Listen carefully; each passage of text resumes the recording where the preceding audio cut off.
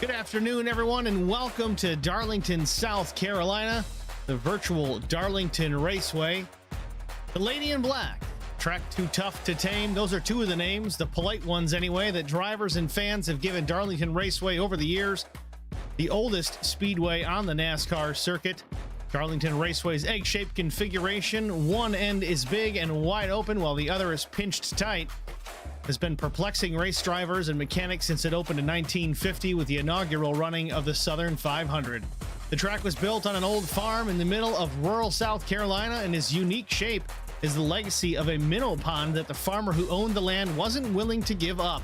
Minnows still swim in that pond 6-7 decades later, and while lap speeds have risen to nearly 175 miles an hour, a car set up just right for one end of the 1.36 mile oval still won't handle on the other.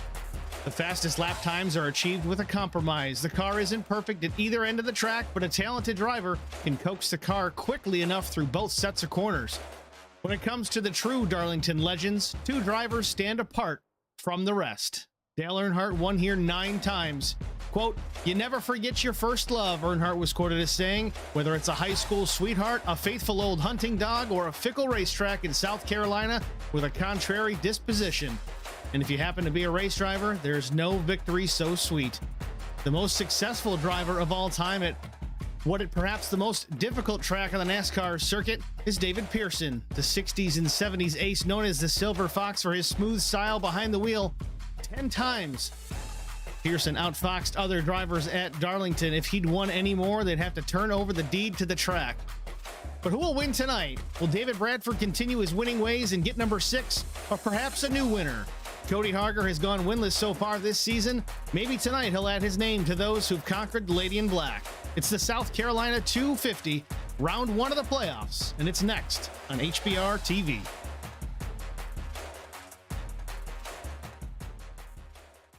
Good afternoon, everyone, again, and welcome to the Darlington Raceway. I'm Steve Singer with HBR TV alongside Eric Dotson. Welcome to the booth, Eric. How you been?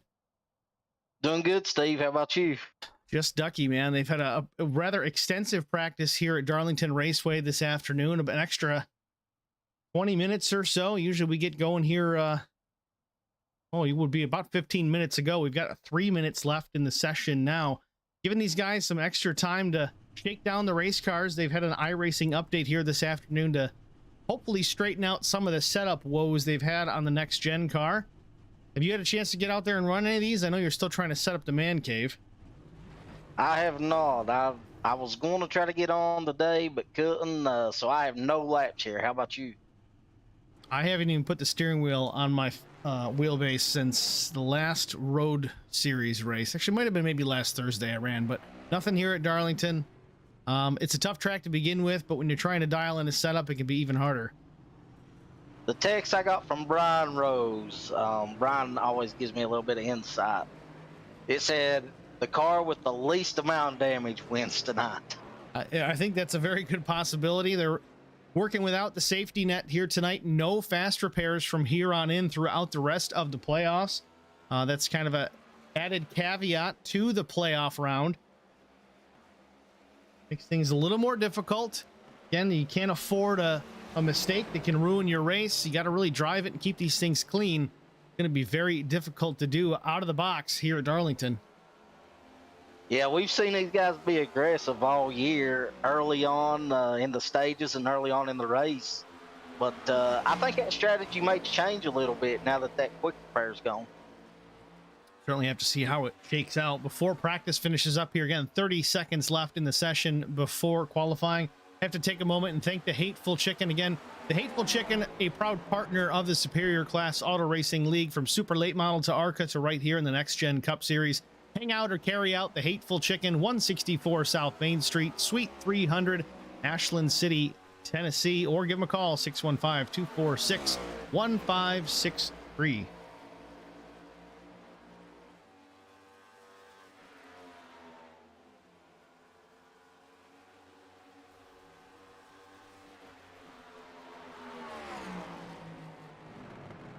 We spoke about this being round 1 of the playoffs. We want to get to that real quick here before we jump into qualifying. We got to say, playoff standings, they are a thing. We're going to keep you updated here week in and week out. starting things off. All the playoff drivers' points do reset. David Bradford at the top, Bobby Hamilton Jr. second, Brian Rose third, Thomas McMullen fourth, Vincent Short fifth, Will Hewitt sixth, Mark Truxell seventh, Justin Napier eighth, Colt Ansley ninth, Cody Harger 10th, Jesse Bobo and Jeff Napier round out 11th and 12th. You can see the points there. 10 points for finishing first, and then one less point going down the other direction. 11th and 12th do not get a bonus point. They restart at 1,000 points. I would say David Bradford's glad to not have any tire penalties now. Well, that's huge because that's going to start over everything as far as the penalty thing goes. There's no way you can really do a playoff run and have to deal with being down multiple sets of tires. That's just going to be too difficult. It's just not going to work. Yeah, I think that's going to change his strategy up. You know, he had won a bunch of races and was down on tires, and now he'll be able to be more aggressive early on. Qualifying underway here. Colt Ansley out on the track, about to complete lap 1, I think. Will Hewitt top of the board so far, 30-27 for Will.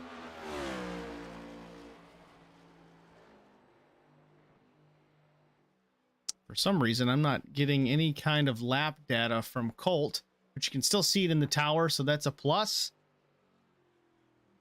David Bradford goes to the top. There's the lap data with a 29.864. Provisional pole.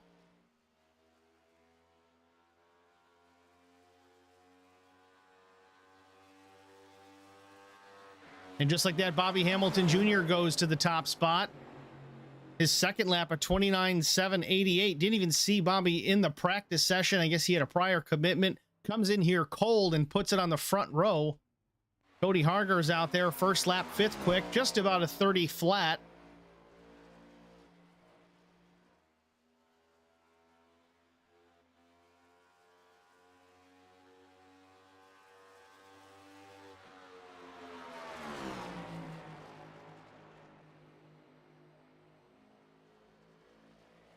And just like that, Neil Quick takes over the top spot. 29.703. We saw some lap times in the sub 29.60 frame earlier on in practice.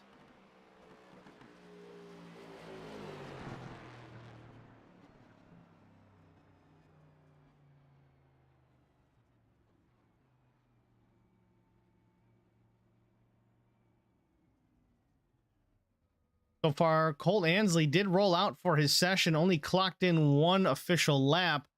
Didn't post a time, nor did Jeff Napier, Mark Truxell, or Justin Napier. They're names that we kind of see at the back in qualifying, not because of poor lap times, but a lot of times they just opt to skip the qualifying session, start near the rear of the field, and let things kind of shake out how they may early on.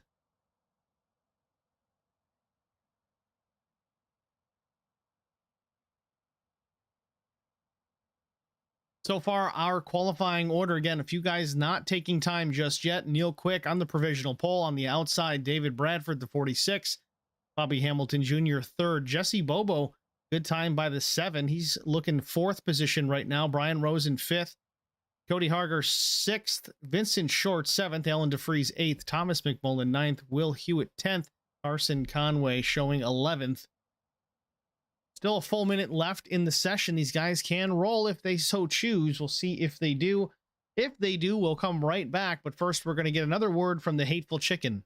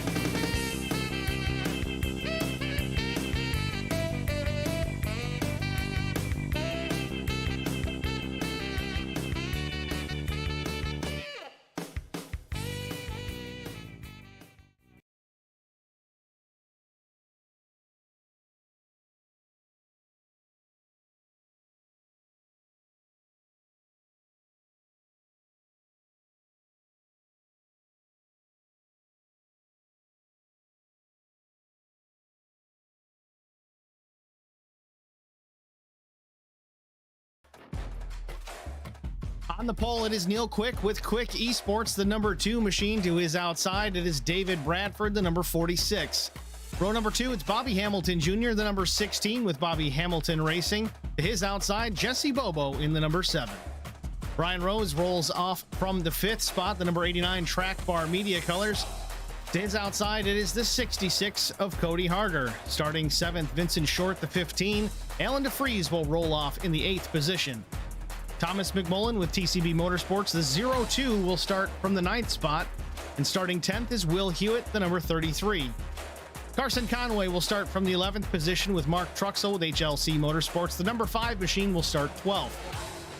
Jeff Napier will roll off 13th with son Justin Napier starting in the 14th position. Starting last, shotgun on the field, Colt Ansley with Outcast Racing, the number 86. It's your starting grid here for the South Carolina 250. Getting ready to go green. So who you gonna take, Steve? Oh, hell, I knew you were going to ask me that. I'm going to go with Neil Quick. Neil Quick. I'm gonna take David Bradford. I mean, he's been dominant all year, so I'm gonna take the easy pick here. I don't think either one of us went real far out on a limb there, but all right, we'll give it a shot.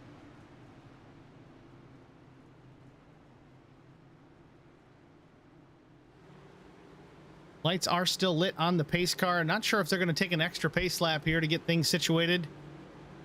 Field not really neat and tidy right at the moment. You've got a couple of blank spaces there on the high side.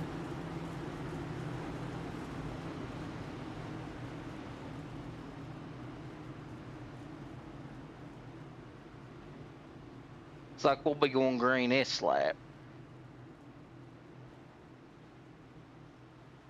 Going to be very interesting to see how these guys play things out. I know, Eric, you were talking to the guys earlier on before the race saying if you bring these cars home safe and clean, chances are you're going to have a really good finish. But that's going to be a challenge. We had some guys out here couldn't go 3 laps without getting into the wall. The setup is better on these cars. The handling is a little better on these cars, but they have nowhere near the downforce that the Gen 6 Cup car had. So it's definitely a new challenge.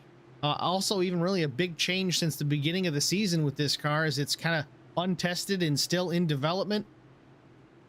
It's quite the package to handle. I think it's going to provide some very entertaining racing. We can certainly hope for that. The pace car peels off the banking out of turn number 4. Neil Quick holds them down, waiting on a green flag. Starter holding it.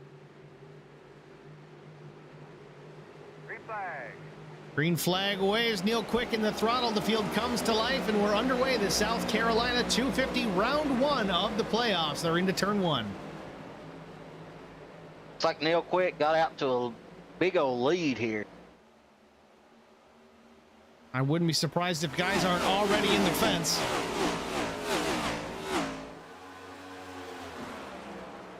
Bobby Jr., though, up a couple spots already. I think he started in that second row, already tracking down Neil Quick in the 2. Car length and a half back to the 16.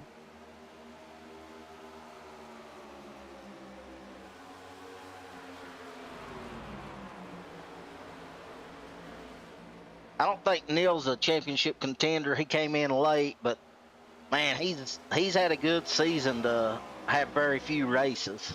Well, that's really the thing with Neil Quick, is he can come in here and just lay it all out on the line and not have to worry about it. He's just going for a trophy, a checkered flag. He doesn't need to worry. But, you know, with that said, did we see his name on the points sheet? Taking a look at it here real fast. No, Neil does not make the playoffs. Again, I think you're right, because he did pick up the season here midway through. He did have a cup win, but I just don't think he met the criteria to be in the hunt. But as you see, Neil pulling away from Bobby Hamilton Jr. already, really the rest of the field. Right on board with Bobby Hamilton Jr. The full second gap before he can catch the 2 of Neil Quick. They work down the front stretch right now.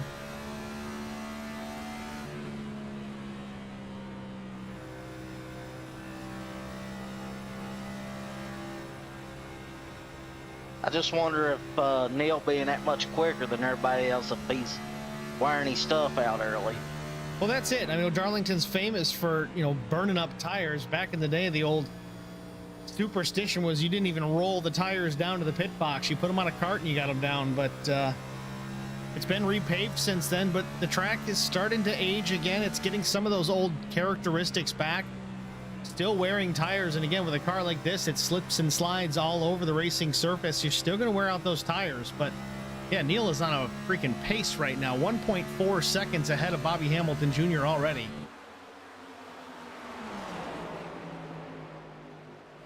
You talk about hitting the wall. When we're riding along with Bobby, he is getting right up against it. Well, see, that's the thing. Bobby, well, we've talked about it before. Bobby's driven these cars for real. He's typically in VR with these cars, so he knows about what that spatial awareness kind of feels like when the right side gets awful close to that safer barrier. He's just got a feel for it. Again, not really running the lap times that he needs to right now, but still a long race. We're only lap 6 of 183. He's running a little bit higher than the cars around him right now, too. So I don't know if that may be the best line or maybe the better line for tires for him. Got a couple people already in the Facebook stream chat. A lot of viewers already. That's always nice to see. Oh, man, we got a bunch that I already missed. I'm in trouble. We got George Wall, Melinda, Debbie Rose, Anna Garza, Eric Dotson. You're in the booth. Don Harger. Don Harger did have a question, though. Why did David Bradford start 10th? Not really sure on that. I'm not in the official race comms as far as that end of things goes. I know there wasn't any win penalties he had to deal with, so that might have been a strategic option that the 46 decided to take. Under caution, I'll jump down and ask him, Don. I don't want to distract him while he's running, but when we get our first caution, I'll find out for you. We'll get to the bottom of it, that's for sure. Thomas McMullen in the 4th spot. A little bit of a battle going on with him. The 71 of Alan DeFries. Alan runs 5th.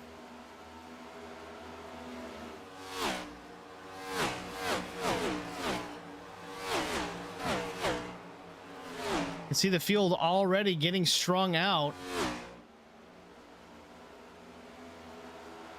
Looks like DeFries is going to make a move here.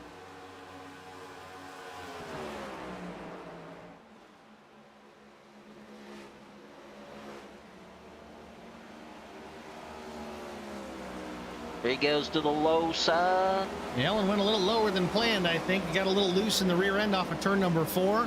Collected the car. Nice thing is plenty of room down low. Almost contact, though, between the 71 and the 02. Will Hewitt's going to sneak down on the bottom as well. David Bradford coming with a little bit of a hurry.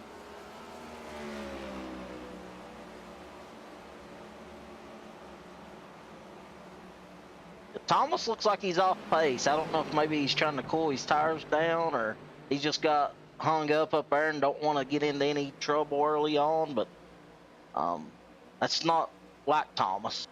I mean, as wide as this place is, it's still actually pretty narrow. I mean, you look at the banking, yeah, it's paved almost all the way down to the infield there, but where they run side by side, there's really not a whole lot more room other than those two cars, so it can get somewhat uncomfortable when you've got someone inside.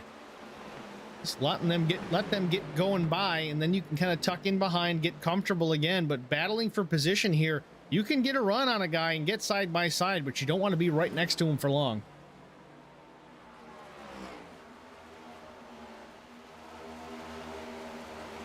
Looks like Thomas finally is able to fall in line as he's got Cody Harger behind him working.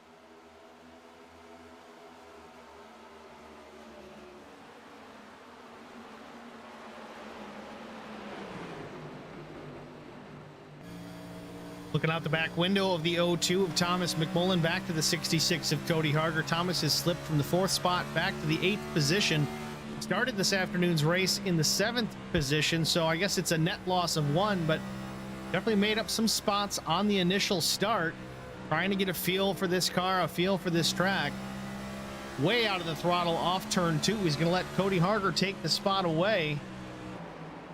Move the 66 up into the 8th spot. Thomas McMullen back to 9th. David Bradford making a move on Will Hewitt.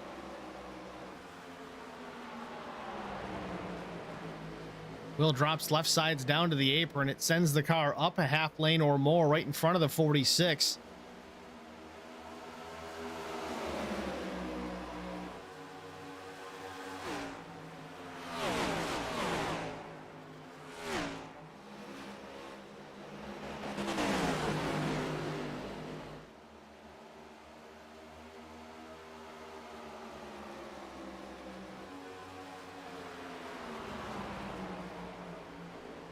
I know we had a pretty extensive practice prior to the race session this afternoon, but you still see these guys. I don't think they're really ready to put their foot down. Again, no fast repair.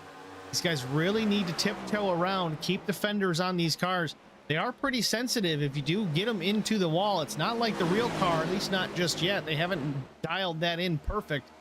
Those composite bodies are usually able to pop them right back out. No big deal. But here in the sim, if you get some body damage, they are terrible aerodynamically. So these guys really trying hard to keep the cars clean. They're going to save them until the end if they can help it. Yeah, these guys are still trying to get the feel of it, I think. You know, this stage ends at lap 55. So, I mean, they still got, what, 39 more laps until the stage break. Yeah, stages 55 and 110 will be our two-stage breaks. Everybody's got 5 sets of tires. Nobody with the wind penalties or anything to that effect. As you see, David Bradford has gotten into the top 5, made his way by the 33 of Will Hewitt, and is set sail.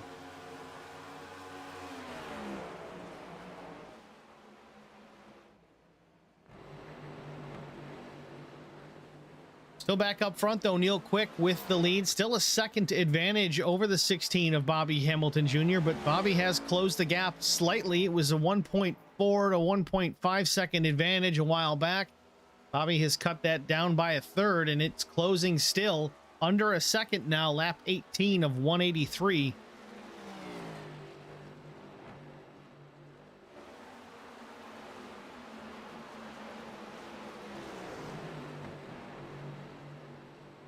See Thomas McMullen under pressure again now from the 15 of Vincent Short. Looks like there might be a little bit of body damage on the backside of that O2 machine. Do you think that back end damage on these next gen cars would affect it a whole lot? No, but I see Vincent Short does collect the wall just a bit off the corner. No, and honestly, Eric, I think even just the slightest little scrape into the safer barrier is going to indicate some kind of body damage to the backside of that car. I know, at least in the road series, in the GT1 cars with the Corvette and the Aston Martin, I get body damage on that car without really hitting anything. Just going over the curbs a little aggressively can certainly show some damage. As sensitive as these cars are, very well the case could be again, as you see Vincent Short getting into the wall on corner exit again. Right side damage, pretty pancaked on that number 15 Chevrolet.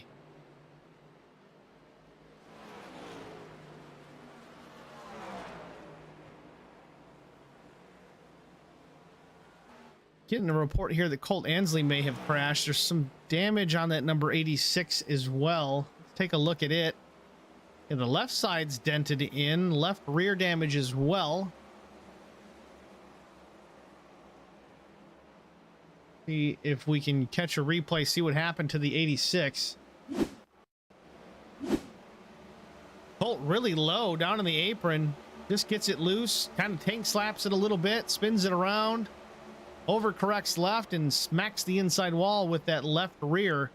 Caution does not come out, but there you have it.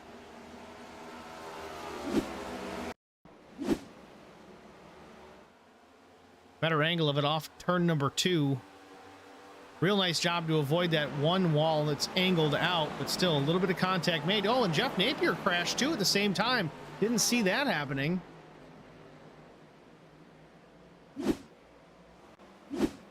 And we got Brandon Minnick in the YouTube chat from the Lone Star side of the broadcast world. Brandon, thanks for saying hello.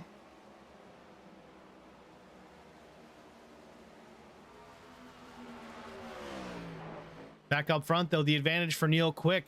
just under a half second to Bobby Hamilton Jr. Bobby, the number 16 Hateful Chicken Machine.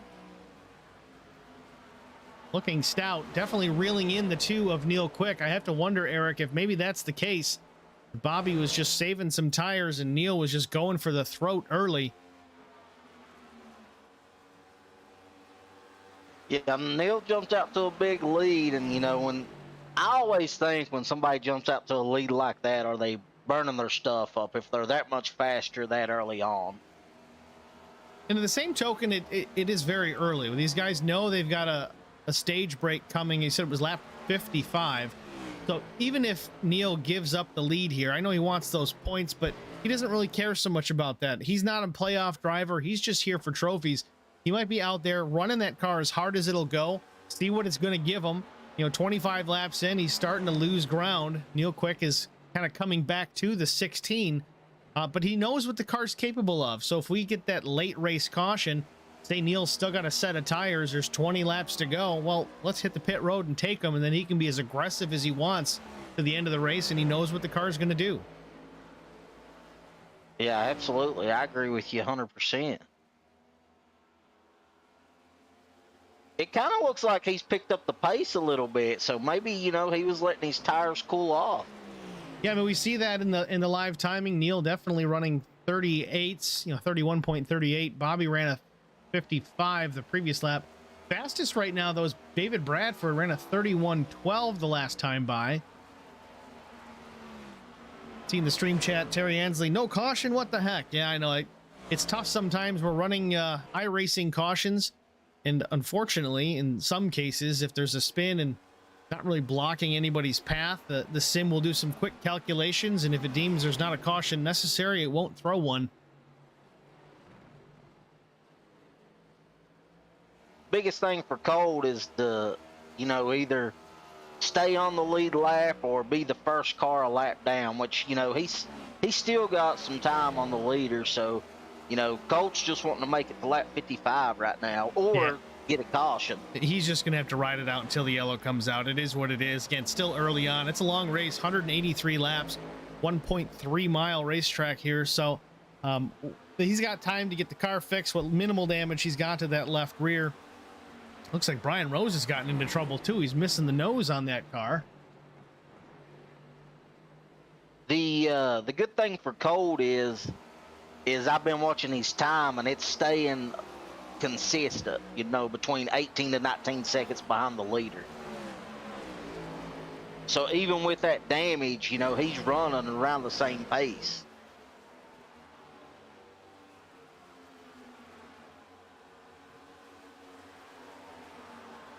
I'm looking through the live timing here. I know this was before the race, but it looks like David Bradford and Brian Rose maybe came together before the initial green. That might have been why they added the lap. Let's see if we can get a look at that.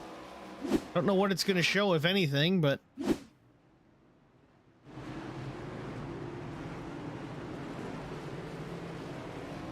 okay, so that was just an answer to your question. Early on, we got from Harger, David Bradford and Brian Rose both dropped to the rear of the field at the start. I think by design, that was strategy based completely. Cold tires to begin with. That's kind of the big problem with these cars, at least at Darlington. The tires just don't get really hot enough to really start to grip up. So put them at the back, avoid the chaos. There wasn't any, but again, better to be safe than sorry.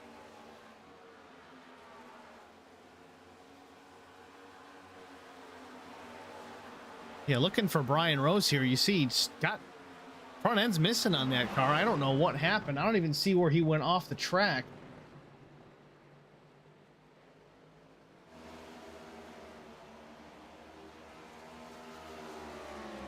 It looks like he's keeping a decent pace to have the front end go. Well, he's going to get an opportunity to get some fixed. Unfortunately, he's probably going to have some required repairs when he does go to the pit lane. But again, long race. We got multiple opportunities to get this thing fixed. So far, these guys are running a good race. There's damage to pretty much all of them. Even Bobby Hamilton Jr. up front. He's got his Darlington stripe already. Right side pancaked on that number 16.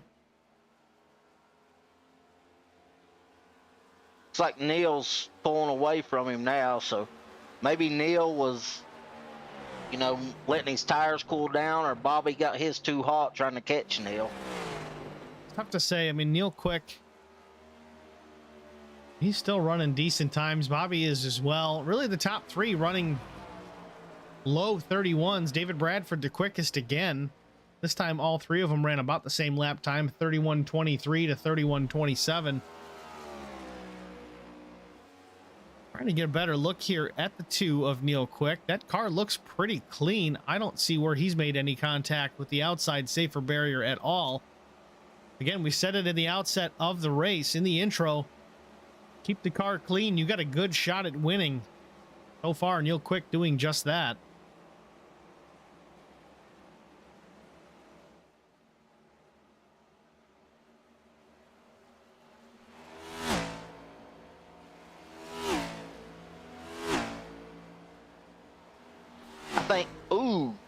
Somebody came out smacking the wall there. Not sure if it was Will Hewitt or Mark Truxell.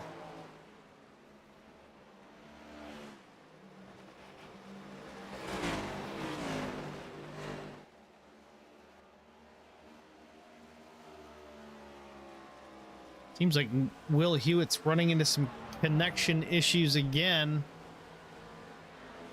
One thing I've noticed, at least with the next gen car, when a guy's starting to have connection problems, the engine sounds like it's missing, like it's running out of fuel.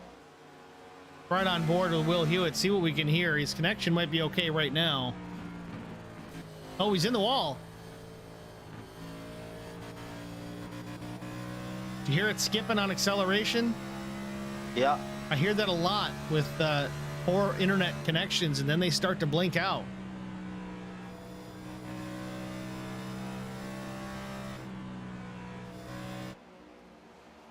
Can hear Will working the throttle through the corner. These guys are already fighting and handling on these things. 37 laps in. We've been under green since the start of the race. So far, so good. Knocking on wood for sure. It looks like the freeze may have scraped the wall right there too. Again, I think everybody's going to have a scraped up right side before this one's in the books.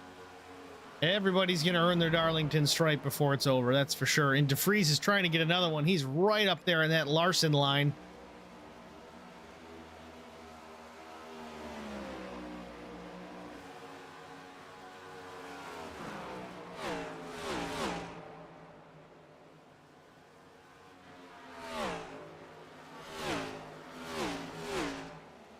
Got a couple of guys from the Lone Star Racing League giving jabs to each other in the multi-stream.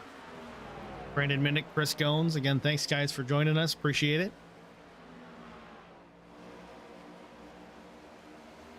While we've been jibber-jabbering, David Bradford has gone by Bobby Hamilton Jr.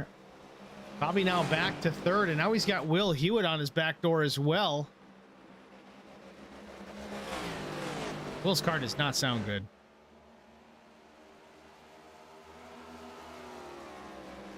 He's normally pretty solid when it comes to the connectivity too. Well, I'm starting to wonder if it's connectivity or if he's got an issue with the car from hitting the wall 12 times, but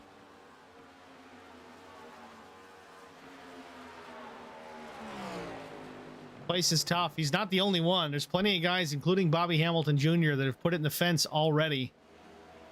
But again, so far, Neil Quick, the only one who has not gotten it up into the fence that I have found so far. Obviously, Jeff Napier involved in an early race incident. Colt Ansley as well. Colt has managed to stay on the lead lap. About 15 laps shy of the caution break, the stage break. It's like David Bradford's charging to try to get them points. Yeah, this is definitely a points opportunity for the 46 of David Bradford. He is in the playoffs, and he is definitely trying to increase that lead that he comes in here with.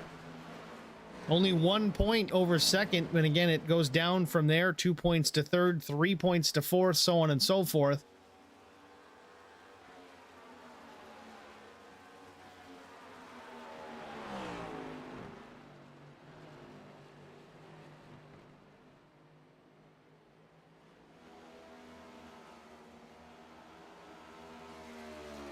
He runs a smooth line around here.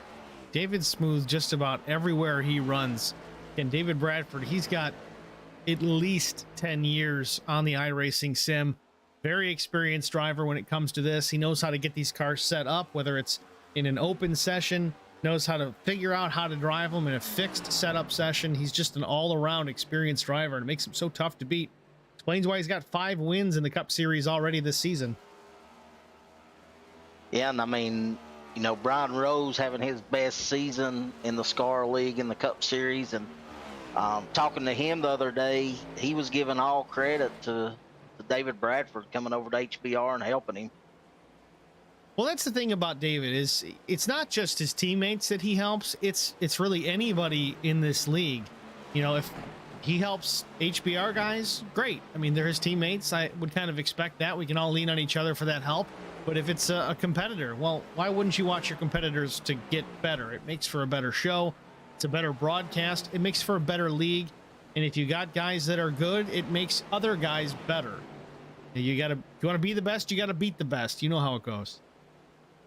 Absolutely.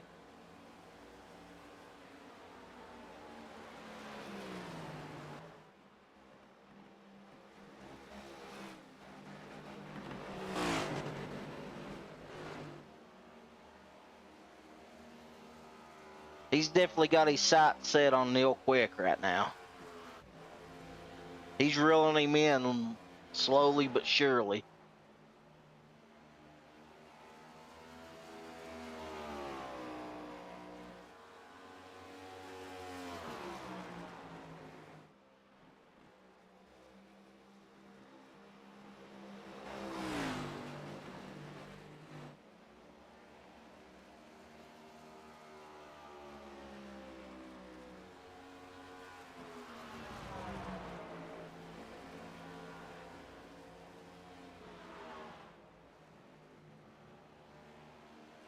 Lap 47.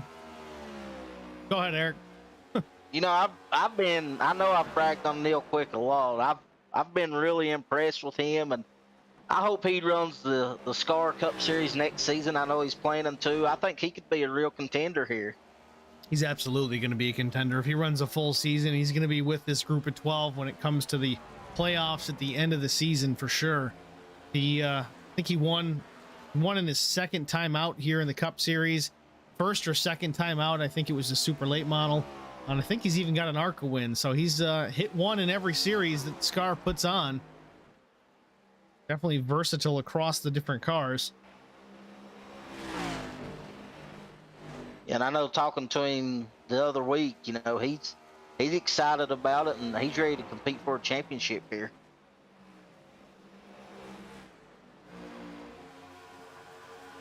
Got a battle on the track here. Brian Rose, Jesse Bobo. Jesse's actually down 7 spots since the drop of the green flag, but he's hunting the 89 of Brian Rose. Brian, albeit a damaged front end, holding his own right now, running mid 30-second laps. Not the fastest, but given the damage, still rather impressed. Keeping the front tires nice and cool on that number 89 track bar medium machine, but the 7 of Bobo has tracked him down. He's also got Colt Ansley, the 86, hunting the 7 here at this point. So Jesse's got to go, or he's going to have to worry about losing a spot to the 86.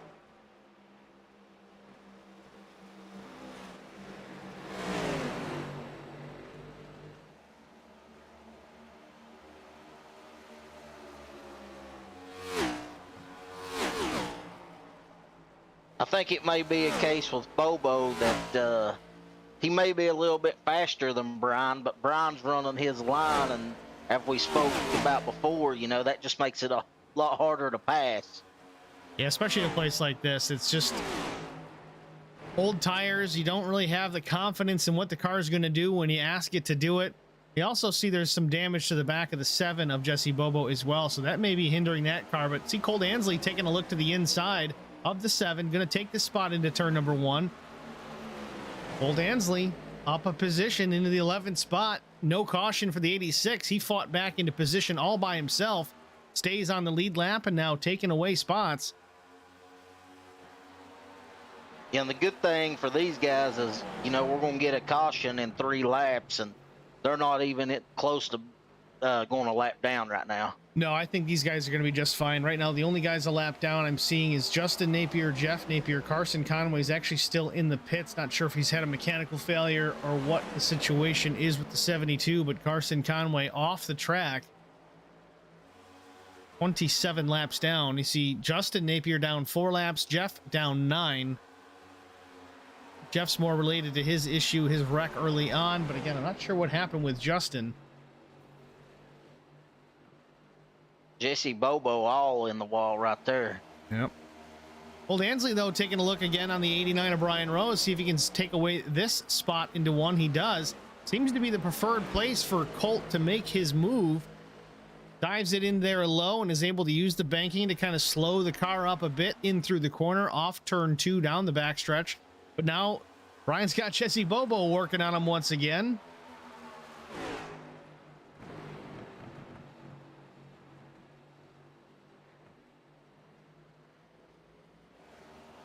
I'd say they made right. They're only one more lap to the white flag. Up towards the front, Neil Quick still leads. This is the last lap of stage number 1. David Bradford, 0.4 of a second the gap. Let's go 4 car lengths back to the Crown Royal Peach number 46 of David Bradford.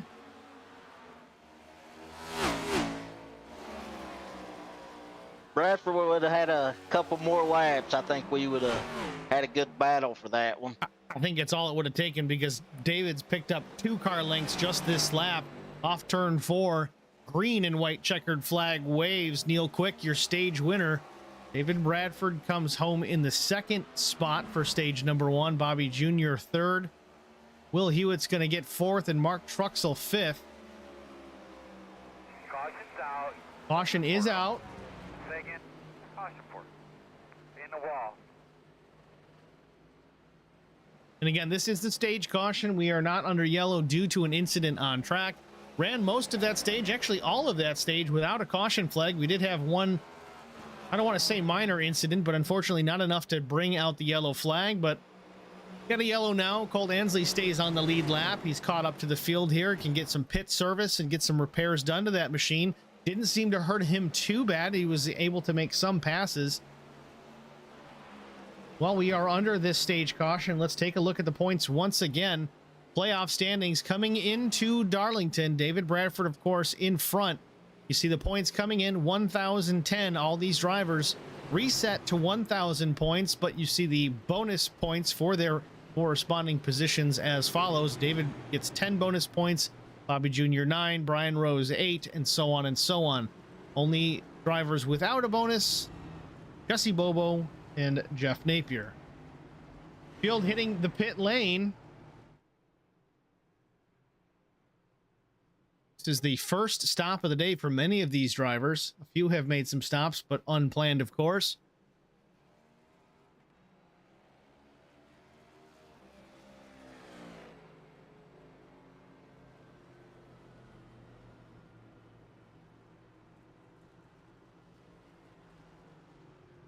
Real quick, David Bradford coming to a stop in their pit stall. Nice clean entry for the two, as is David Bradford.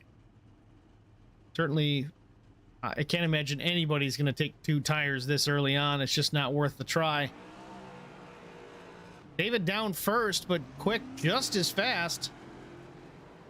2 car will win the race off the pit road, will retain the lead. David Bradford, Will Hewitt, Thomas McMullen, Mark Truxell. The next car is off pit road.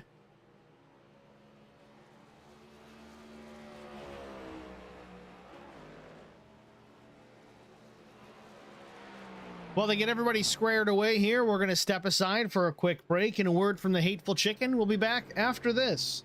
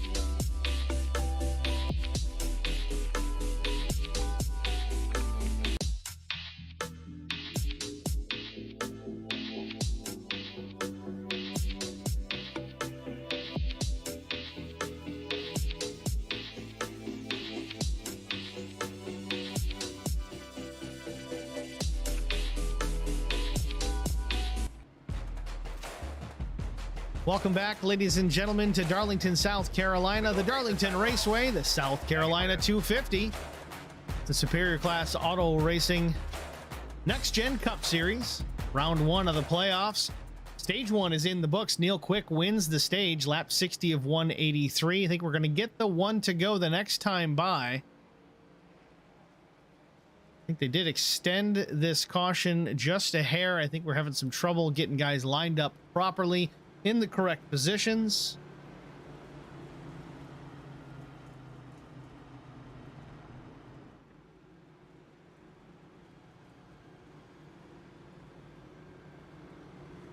It looks like we got some cars going by the pace car. I don't know what's going on there. Yeah, I'm not sure either. I know Bobby had some damage to get repaired, but he was a top 5 car, I thought.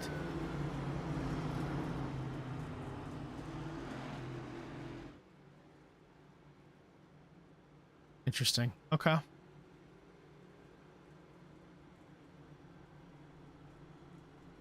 I would say you was right with Brian Rose. It looks like he's been on pit road for a while. Well, yeah, I mean, the nose was missing off of that machine, so I know he's trying to get that thing fixed. We do have another caution for another stage coming up soon, but that's not until lap 110. They've proved that they can go 55 laps solid green. Stage 2 is a little bit shorter, but stage 3 is going to be the longest of the afternoon.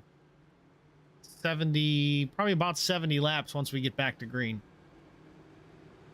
If our timing's right, though, it looks like he was able to stay on the lead lap.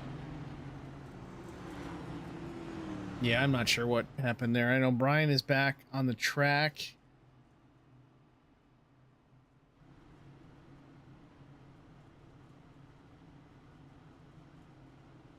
Justin Napier. Well, that's interesting. Justin was 4 laps down.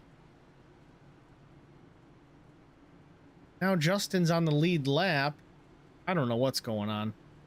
I don't know if we're having a timing and scoring problem or if something's happening we're just not aware of.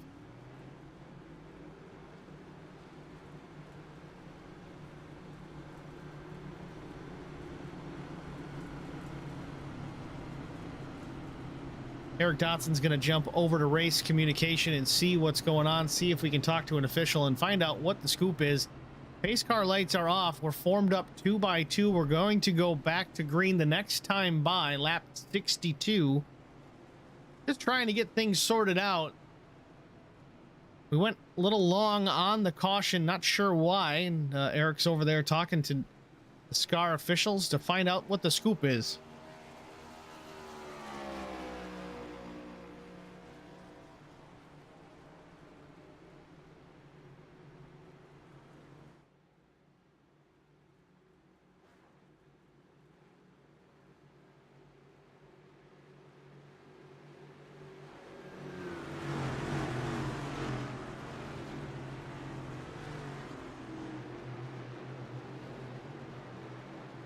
Copy, Steve. I got you, Eric. Looks like we're getting ready to go back green here, and as soon as we get this restart, I'll explain what was going on. Gonna leave us waiting. Green flag in the air. Neil Quick in the gas. David Bradford along with Will Hewitt third. McMullen fourth. Vince Short, your top 5. And working at turn 1.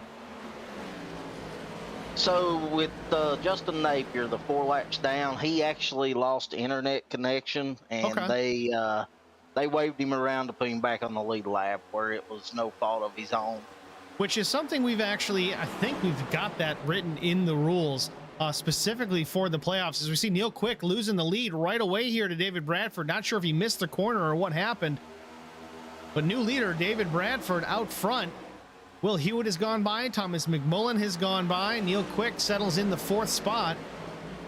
But yes, going further back to the Justin Napier laps down issue, it has been written into the rules in the past. I have to go look at it to be sure if it's still there. But if you lose internet connection, that is a provision within the rule book that they will allow you to rejoin and get back in the race. Again, that's not a car failure. That's not a I crashed issue. That's just dumb luck sometimes. So not an issue there. Good that Justin's back in the race and he's got another opportunity. Yeah, and the reason we seen, oh, whoa, Will Hewitt wrecking, maybe. Oh, trying real hard to wreck. What a Still save. trying to wreck. Oh, they're not up to speed off turn 2. This could get ugly. How they got through that, I don't know. Oh, Jesse Bobo right to the back bumper of the 33 of Will Hewitt. Wow, that shuffles everybody out. Yeah, I thought we was about ready to have a big one.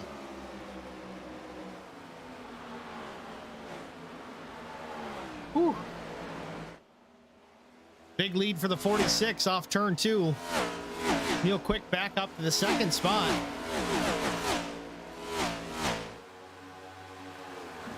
But with Bobby Jr., the tire glitch actually got him, and that's why he was waved around when he was on pit road.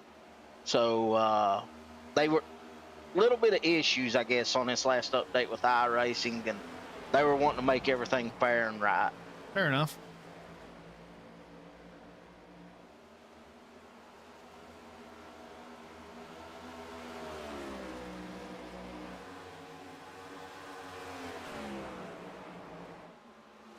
Will Hewitt, after a scary moment a couple of laps ago, seems to have gotten things gathered back up, still sitting 5th.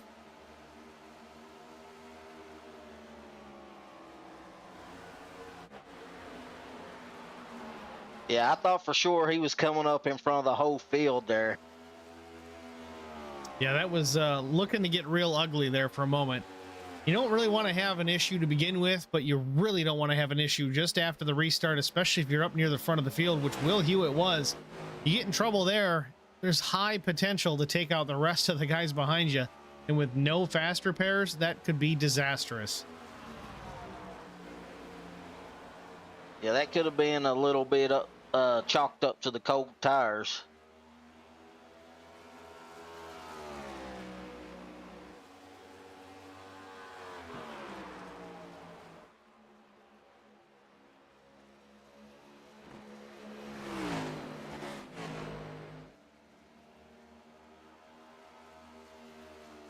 Lap 70 goes on the board. David Bradford still out front. Neil Quick about a second behind, a little bit less. Cody Harger has worked his way up into the 3rd position with good old Mark Truxell in the 4th spot. Mark again looking strong there in that 4th position, solidly in the top 5. He's passed 8 cars since the drop of the initial green flag. This place might be really suited to drivers like Mark Truxell. Very patient, very good on the car, doesn't damage it, doesn't wreck unnecessarily, doesn't take chances that don't have high payouts. This could be just the race for the number 5.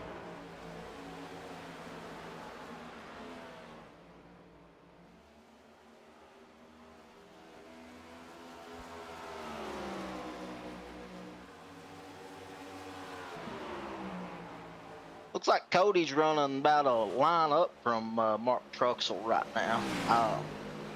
I've seen a lot of people going on that line. Which over the long haul, that's going to save the tire a little bit. You're not putting as much wheel into the car. You're just kind of carrying the momentum through the corner. You see him go in a little low, kind of dime into the corner. It's really how you have to run this place. Go in low, slide up high, exit low.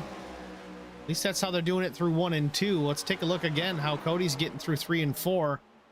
Not so low on 3 entry. Kind of the mid groove or higher, and then finishes off a little bit low. Place is just so different compared to any of the tracks that we race at.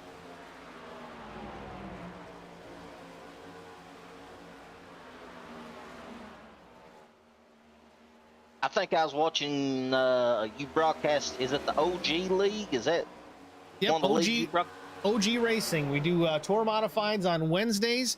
We're going to be kicking off the truck series again here pretty soon on Thursdays, and we do ARCA on Saturdays.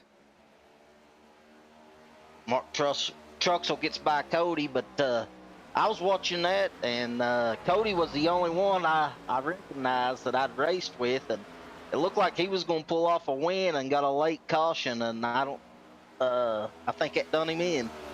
I think that might have been Milwaukee. I forget the car, but yeah, I was watching it and it was making me think to the Scar race where the same thing happened. He was out front and kind of snake bit, decided to pit, get tires, and then everybody else stayed out. But We are under caution here at Darlington. Justin Napier involved in a crash.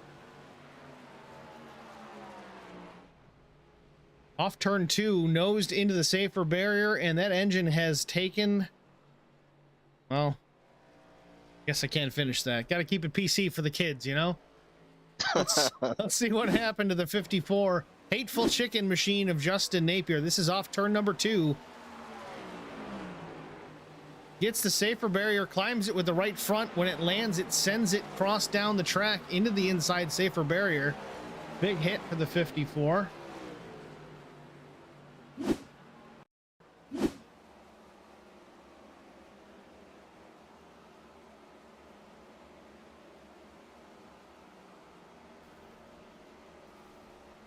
That's all she wrote. That chicken is fried. Now my question is, does Justin have a fast repair or not? He had to tow regardless, but we do have pit stops underway though. Bobby Hamilton Jr. stays on the track though, inherits the lead. Vince Short as well. Neil Quick in his pit box. He's going to take the opportunity to get some tires as well. Interesting strategy call. Again, they do have 5 sets of tires over the wall. Now it looks like they've only got 3 with just over 100 laps to go, so they can kind of spread that out across the rest of the laps.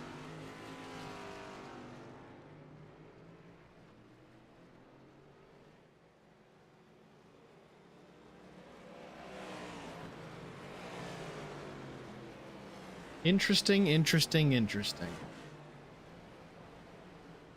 So Bobby Hamilton Jr. takes over the top spot, but now Vince Short, change of heart.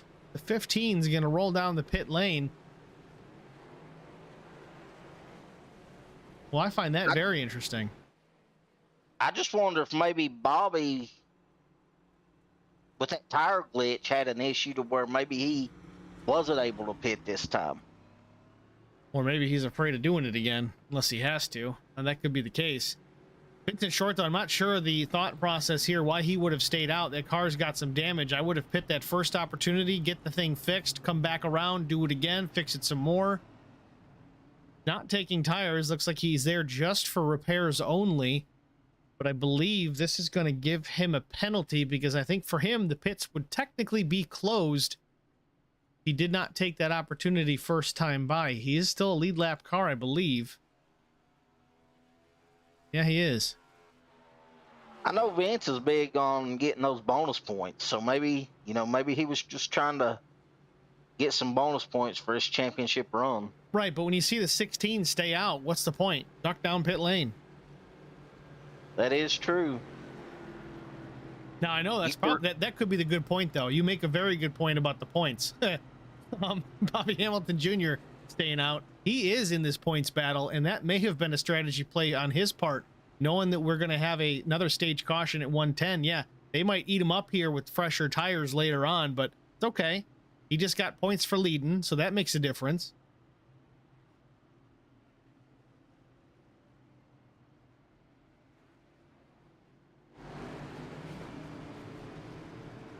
I mean, Bobby's always got a plan and a strategy. I mean, he's always there at the end, so I'm sure he's getting his plan and strategy together now. I gotta say, Eric, we've got quite the crowd here in both streams. YouTube, we've got 5, which is predominantly our lesser attended for at least the Scar guys. We've got 16 over in the Facebook stream, and I would imagine there's a bunch of Hateful Chicken viewers that are not counted in that number, so I would expect that to be a lot higher than it is. But we got, let's see, Melinda Hamilton, Anna Garza, Dylan Wakefield again, Billy Chandler. Don't recognize the name, but Billy, thanks for showing up and watching. Annette Pena. Let's see, Chris Gones, of course, Lone Star, Terry, David. This is Nina. the playoffs. Playoffs. Pace cars down, green flags in the air. Bobby Hamilton Jr. in the throttle. We're back underway from Darlington Raceway, the South Carolina 250 back underway. Lap 79 of 183. Bobby Jr. to the front. David Bradford coming up from the behind. David Bradford did pit that last time, 14.75 second stop, so likely 4 brand new Goodyears on that Crown Royal Peach machine.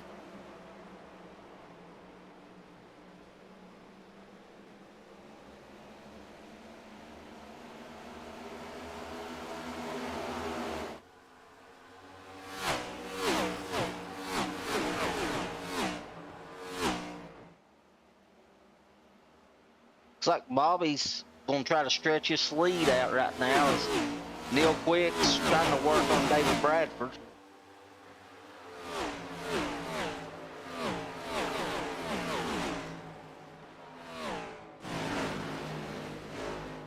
Now, right now, I don't know if this fresh tire versus old are going to make a massive difference between these two cars. Bobby pit lap 57 had his issues, of course, but those laps that he lost getting stuck in the pits, well, he leaves the pits, has to basically go around at speed while the rest of the field is there under caution, so he's got some life burned off there. These guys pit lap 75, and I say these guys, just about everybody in behind the 16.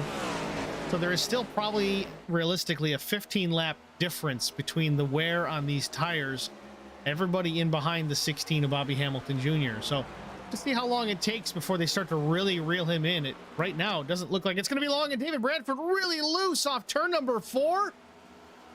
Sorry, that's turn number 2. How did he gather that car up? Unbelievable save by David Bradford. Tucks back into the 4th spot. Will Hewitt in behind the 5th position, but man, oh man, David was certainly pushing that Chevrolet, trying to get towards the front, almost threw it all away.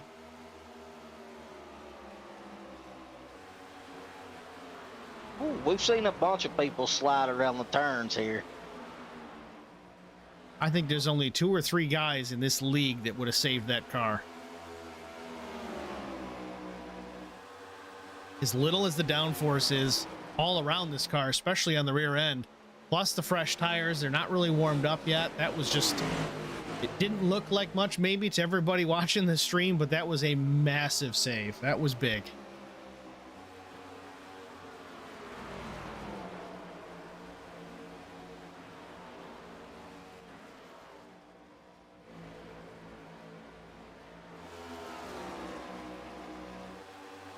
Field already stretching out here at Darlington.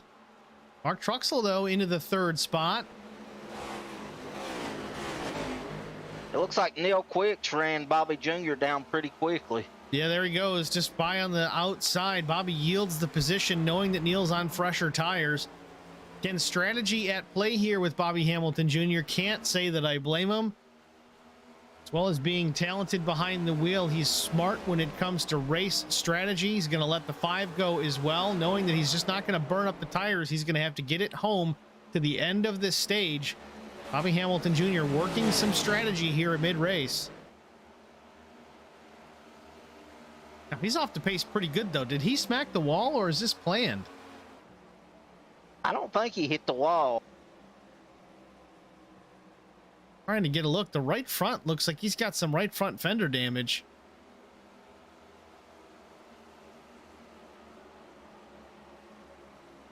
Can we get the left side of his car? Because I can't tell if that's damage or that's his paint scheme.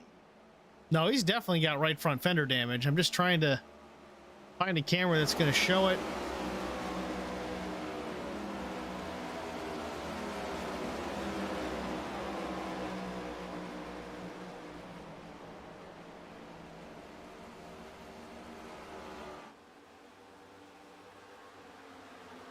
Might get a look at it here. We'll go slow-mo. See, we can slow-mo real time. Yeah, there is a little bit of right front damage on that machine.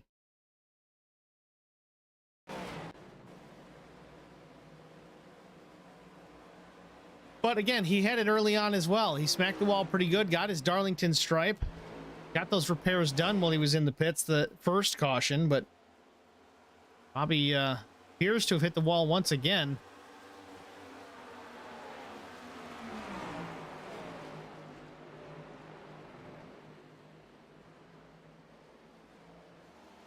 I think it's from earlier. I went back and rewinded Bobby's last 5 laps, and he hadn't hit the wall.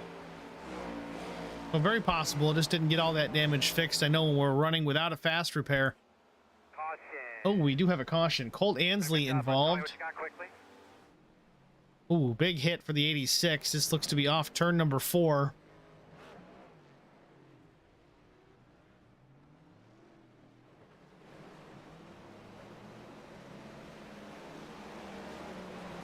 All right, let's go to the Hateful Chicken instant replay, see what happened to Colt Ansley.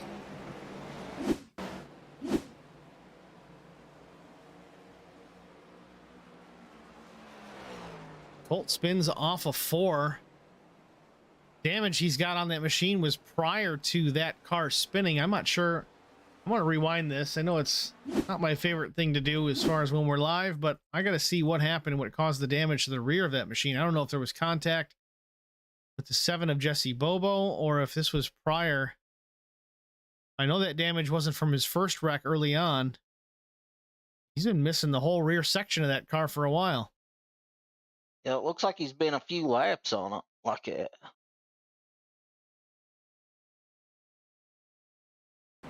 Well, tough to say. We are just past the halfway point. Well, just about to the halfway point. Neil Quick is your leader. Mark Truxell up to the 2nd spot. Biggest mover so far. David Bradford 3rd. Will Hewitt 4th. Bobby Jr. 5th. Now I'd be curious to see if Bobby decides, okay, well, now I'll take tires. Kind of get him off sequence with everybody else. Which, truthfully, he already is.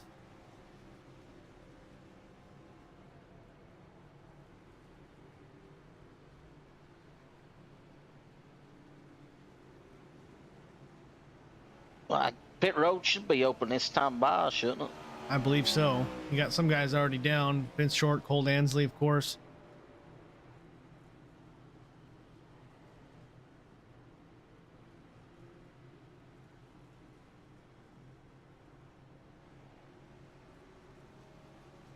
I'd say David Bradford's the biggest beneficiary of this caution. Bobby's going to stay out.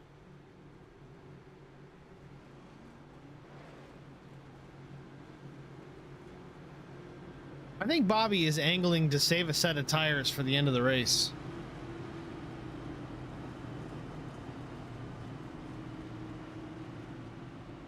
You know, we get a caution with 20 laps to go, and Bobby's the only one with tires. I mean, that last stage, we're going to what? Lap 183. We'll roughly have probably 70 laps to the end. Yeah, 70 laps to the end, which will be the longest run. Now, here's my concern. Bobby said that he had that tire glitch thing happen to him.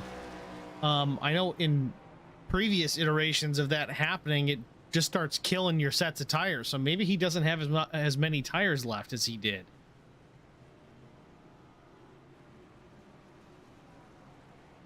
You know, if you went in with 5 sets of tires and you got the tire glitch, you'd roll out of there with 2. That could be true. He may have to do this. So he might be in trouble. He might be trying to get all the points he can right now, knowing that he's not going to make it to the end. I mean, he'll make it to the end, but I don't know. It's tough to say. I don't know if we want to go over there and bug him again to see, and get a word with the crew chief of the 16 and see what the situation is. I can try.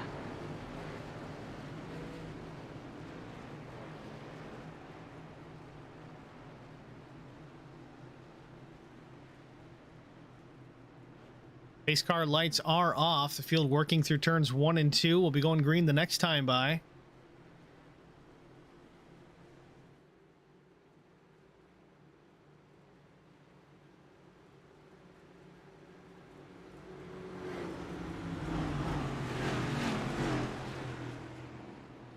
I feel like a real NASCAR pit reporter.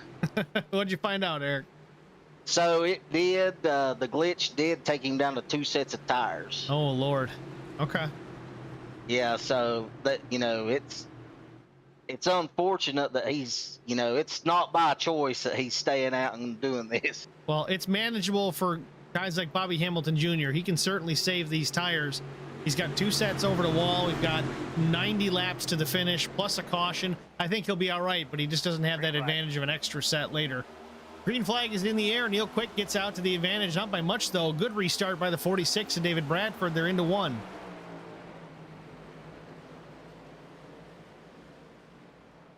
I think David's going to do everything he can to win his stage. I mean, he knows. Oh, we got trouble in the middle of turns 1 and 2. Alan Sounds DeFries, Jeff Napier.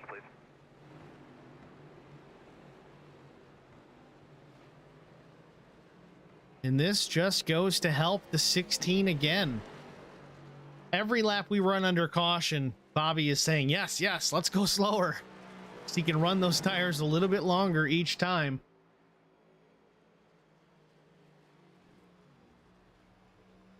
Let's see what happened. The instant replay here, Alan DeFries and Jeff Napier coming together.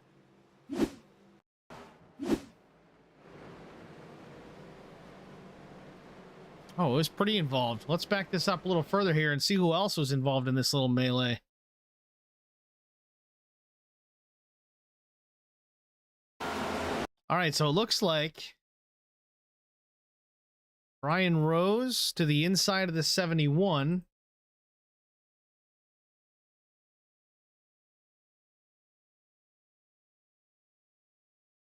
Contact is made. Hard to say. Brian is just kind of running his line and catches the 71 right as the 71 starting to turn into the corner. Pre-slides up to banking.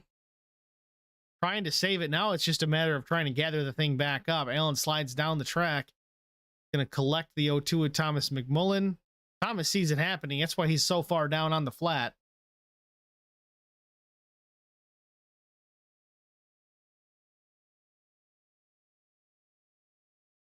Cars going by up top. Allen's got his foot on the brake. You can see him sliding the front brakes, but still slides up in front of the 40 of Jeff Napier. Jeff collects the 71. There you have it. Yeah, it looked like DeFries may have came down just a little bit and got into the front of Brian and got sideways. I'm glad Cody Harger wasn't involved in that. I feel like Cody Harger's had the worst luck out of anyone in this league, so I'm glad he got through that.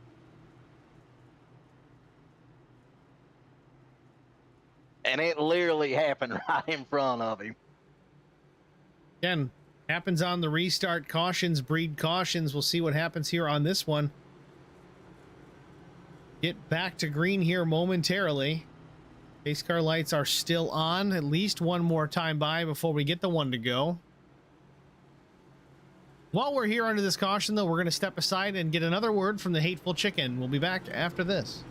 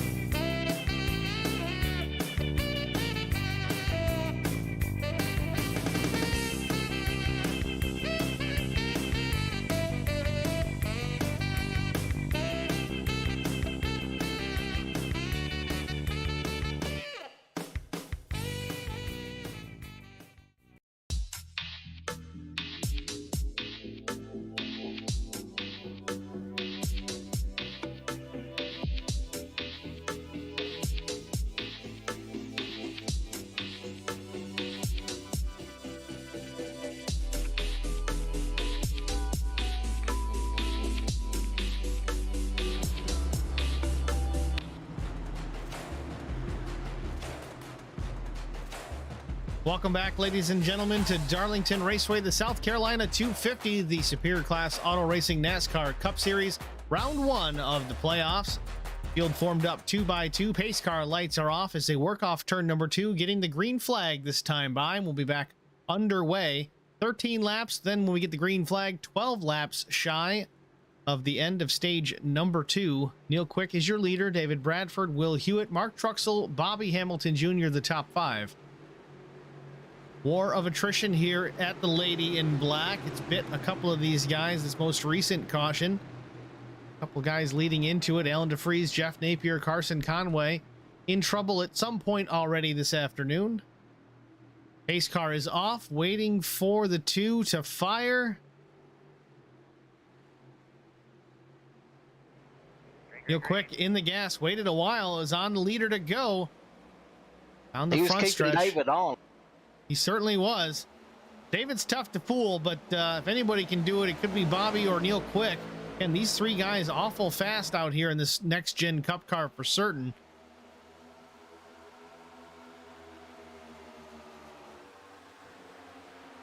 David Bradford, though, right to the back bumper of the two of Neil Quick. Here comes Bobby on old tires, battling for third. And Bobby's going to try and capitalize, get the points that he can before the stage ends. It's going to get harder and harder as the race goes on with his tire deficiency. There he is, moving into third place.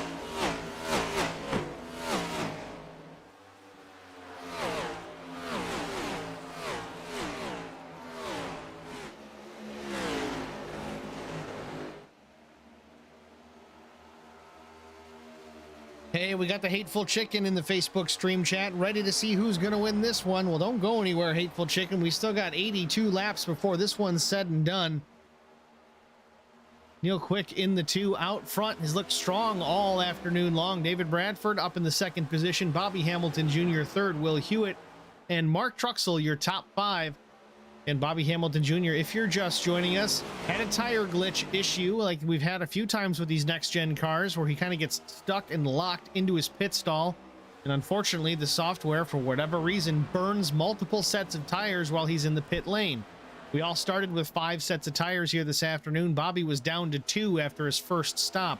So definitely at a disadvantage. They allowed the 16 to get back on the lead lap because, of course, he went down a lap or 2 while getting stuck in the pit lane. So Bobby Hamilton Jr. rides third in a good points position here for the stage if he can hold on to it, trying to get all the points he can and maximize his day with the issues he's had early on. Yeah, I mean, he's on older tires, but he only needs 7 more laps here to be able to get the 3 bonus points for finishing third. Watching the battle here for the 5th spot, Cody Harger has it. Mark Truxell trying to take it away.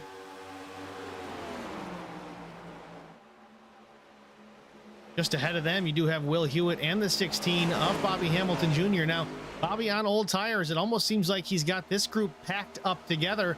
Hard to make a pass, even when you do have fresh tires. This car is not easy to drive, and at a place like Darlington, that just compounds the issue. Don't want to call Bobby slow traffic because he usually isn't, but he's definitely at a disadvantage with these old tires. Cody wants around, I'm sure, but got to tread lightly. It's still early. I know we're coming to an end of a stage, but Cody's got to get around without causing any problems. Doesn't want to wreck himself. Certainly doesn't want to wreck the 16 or anybody in behind. It's tough to get the position. Bobby's managing to hold off the rest of these guys, even though they are on fresh tires. Yeah, he's doing a great job just running his line and trying to force him to make room to go around him.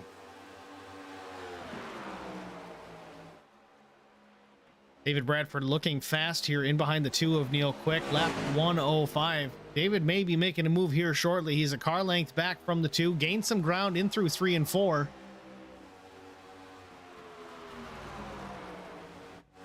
Yeah, you know, David, with Neil not being in the points, you know, that actually gives him 2 more bonus points over Bobby Jr. if he is able to win this stage. And looking back again at the 5 of Mark Truxell, he was battling with the 66, and I think Jesse Bobo involved as well. Mark has slipped back to the 9th position.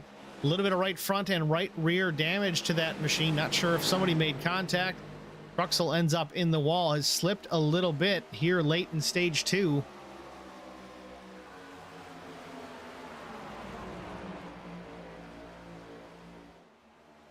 Cody Harger still trying to get around the 16 of Bobby Hamilton Jr. Kind of tiptoeing to the back bumper of the number 16.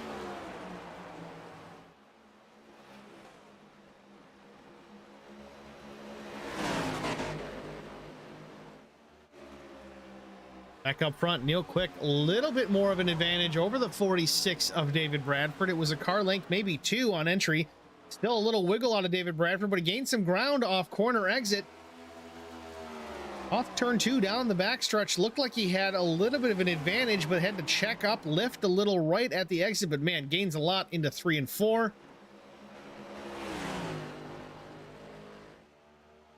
He got 2 laps to do it now. Go inside the cockpit of the 46 of David Bradford as he tries to get by the 2 of Neil Quick. Wins stage number 2. Neil Quick strong right now in stage number 1, but here he is trying to win this stage.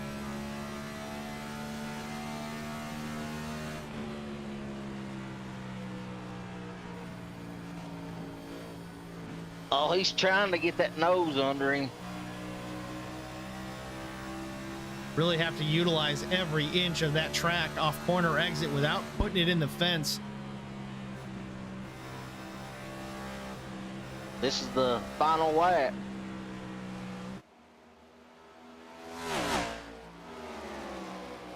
Last lap of stage number 2. Neil Quick has it into turn number 3. Can David Bradford get to the bumper? Will he move him? Nope.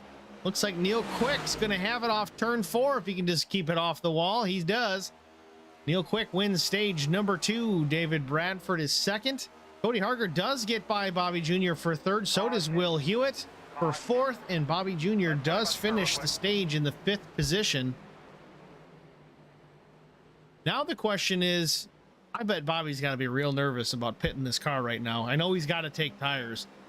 He does have 2 sets left, so he really isn't in a bad position right now, but he gets that tire gremlin again and they get the glitch. He could lose all the tires he's got left right now.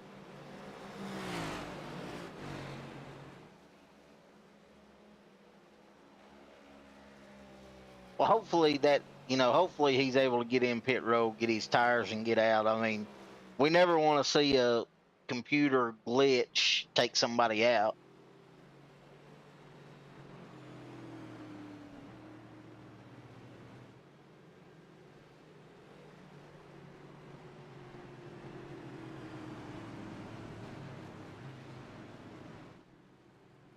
Looks like they're making their way to the pit road right now.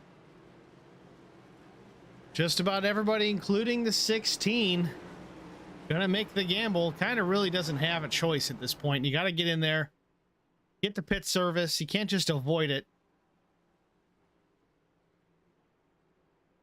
As long as there are no glitches, he should have one more set after this.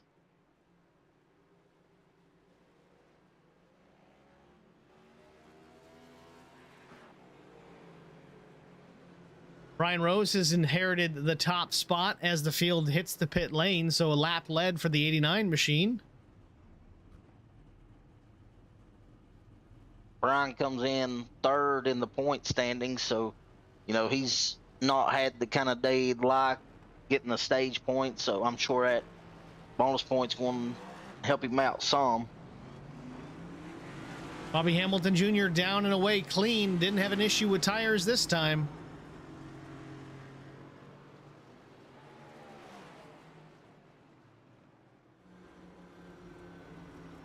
But at the front of the field, it is the 89 of Brian Rose. Stayed out on the track to pick up some bonus points. Will peel down off the banking and hit the pit lane this time. Going to try and get some repairs made to that number 89 machine. Definitely right side pancaked more than a Darlington stripe on that track bar Media Chevrolet. Not looking too pretty, as it did at least at the start of the race.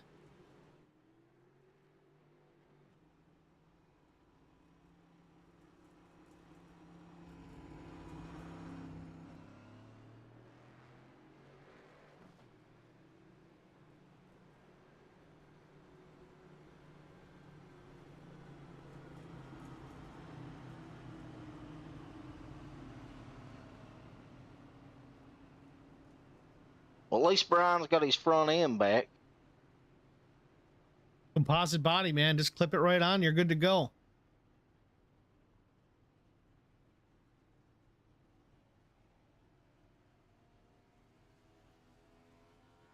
Four tires and fuel for the 89 of Brian Rose. Gonna wait on some repairs as well. Probably not a bad plan.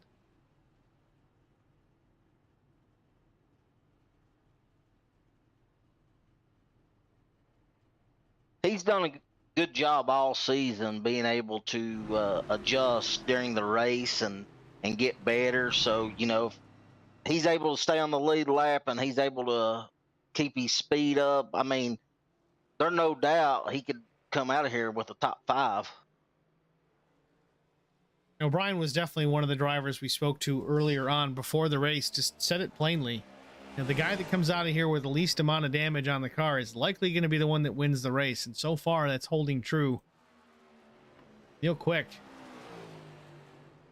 Number 2 WR1 sim chassis machine looks pretty clean out at the front of the field. But you know what? So does David Bradford. Both those cars looking pretty sharp at the front of the field. Again, no fast repairs. We talked about that earlier on in the race. You get into trouble, nothing you can do about it but sit there and wait for it to get fixed, because there's no quick fix this afternoon. Or really for any remaining race within the playoffs.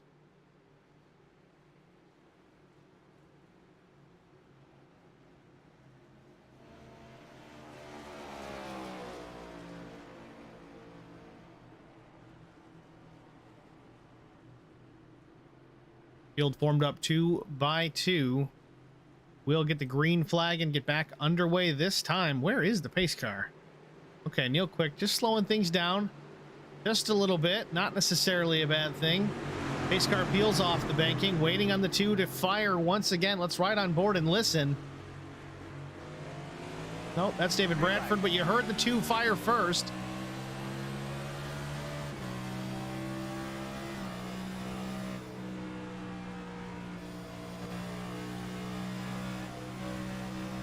I think David will ride behind him and try to get him to use his stuff hard.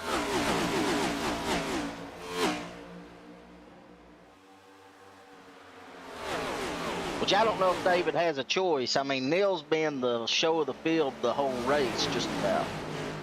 Well, the 2 fastest laps of the afternoon are indeed the 2 guys at the front of the field. David Bradford is fastest, 29.7 seconds.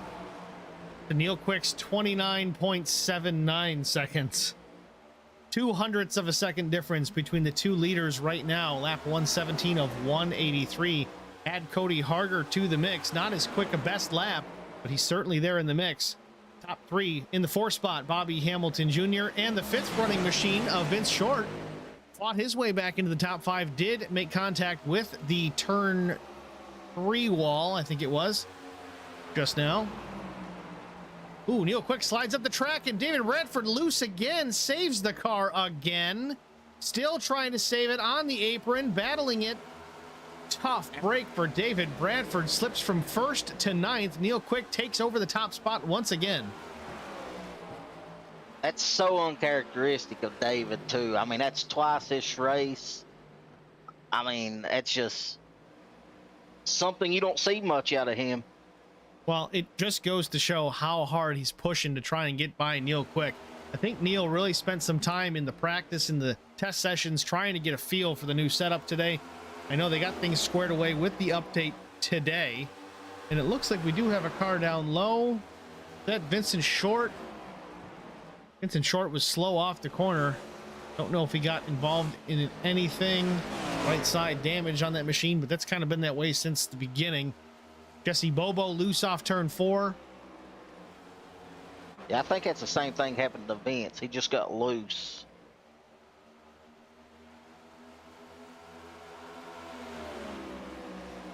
So we've got 64 laps to go. 63 and a half, we'll call it. Neil Quick still your leader. Cody Harger, Bobby Jr., Thomas McMullen, Will Hewitt, the top 5. Most of these guys have at least 2 sets of tires still over the wall. Cody Harger has slid off turn number 4, and Bobby Jr. has taken over the 2nd position. But Bobby Hamilton Jr. has only got 1 set left over the wall. If he wants to use another set, he's going to have to plan accordingly. Really going to have to run these to the end. Bobby's certainly hoping for a long stretch of green flag here. Yeah, if they're a caution coming out, Bobby's wanting it way late in the race where everybody will take tires. And it won't matter after that. Yeah, I mean, truthfully, if it stays green to the finish, that benefits the 16, because, again, he's only got that 1 set left, and really nobody else can jump down the pit lane and go, oh, the caution's out, let me take that final set and kind of get the advantage. But if we go green to the finish, it won't matter.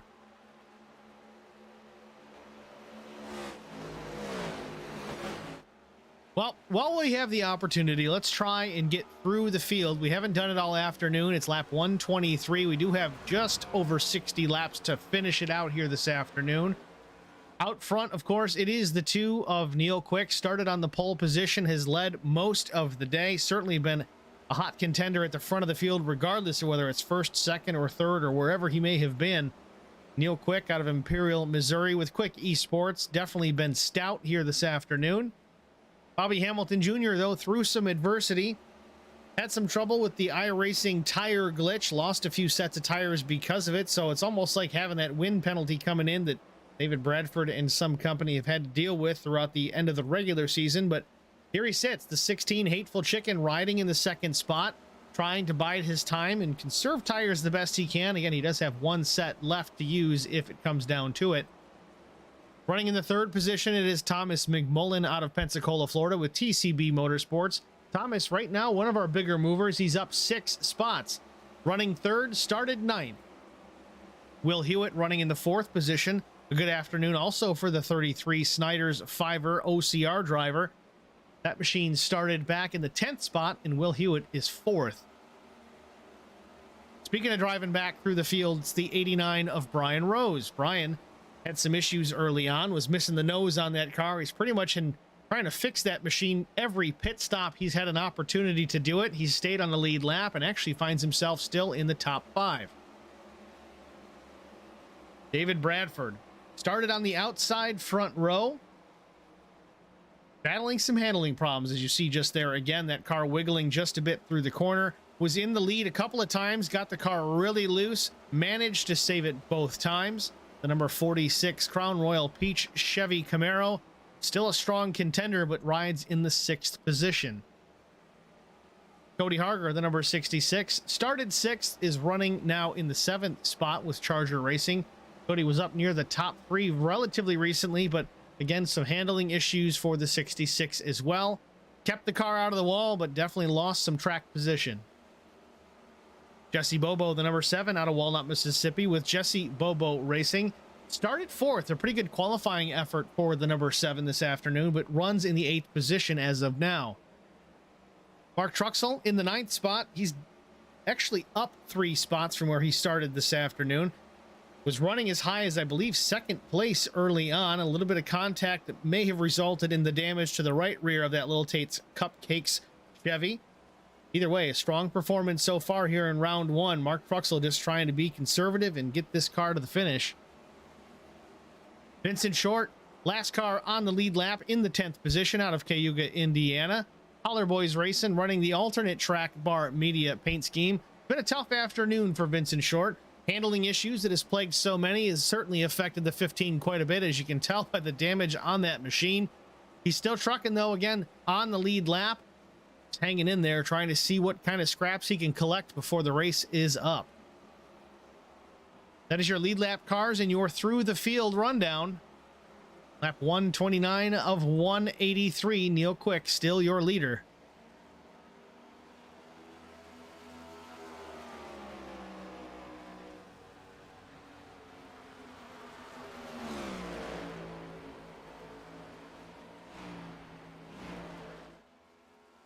Looks like Neil and Bobby's stretched out the field.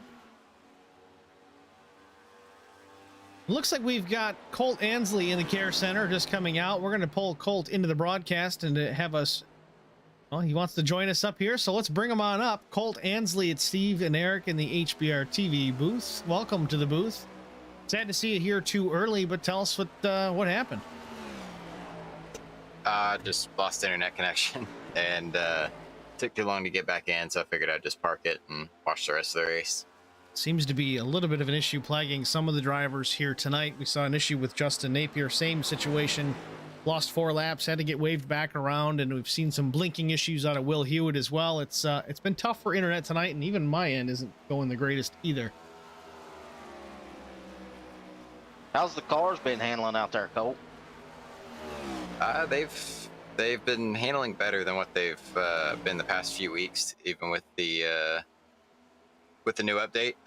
It was icy on the start on fresh tires, and then I honestly felt safer on like 30 lap old tires than I did fresh rubber. So once the tires started wearing in, the car would tighten up a little bit, be a little harder to slow down, and then after that it was I mean, not easy to drive. We're at Darlington, but it was drivable.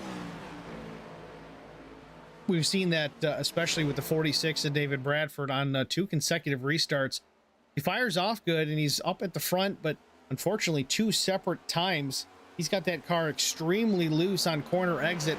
How he's managed to save it both times is beyond me, but it's definitely been a struggle on cold tires, as you mentioned. Yeah, it's a lot harder too when you don't have a rear spoiler like I did for the last 50 laps of the race. Yeah, you know, I saw that, Colt. I was going to ask what caused that damage. I know we saw an incident early on, but I didn't see where you lost the rear end of that thing. So I had a second or third spin. I lost count. And I spun coming out of 4, whipped the car around, smoked the whole front stretch, and then just kind of backed it into the pit wall, and that was where that damage came from. Yeah, we tried to go back and find it and couldn't, and we were talking about it earlier. Just follow the tire smoke. Yeah. Now, speaking of missing body parts, the 89 of Brian Rose, I was just watching him, but now we lost connection on Brian.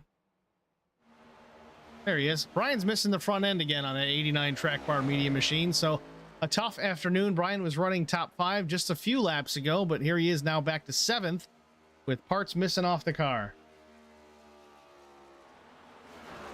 And to be honest, I don't remember what caused that. He was, like you said, running really, really good, running really fast lap times, and then just that's Darlington for you. Your race can turn around just like that. Well, it's interesting too. Early on in the race, this is the second time he's been missing the nose off that machine. He was running lap times within 3 to 4 tenths of the leaders without that front end even being there. So that was very interesting. I know we saw some of that helping actually at the small tracks like the Coliseum. It was able to keep the front tires nice and cool, but I'm surprised it wasn't hurting them more than it was here at Darlington.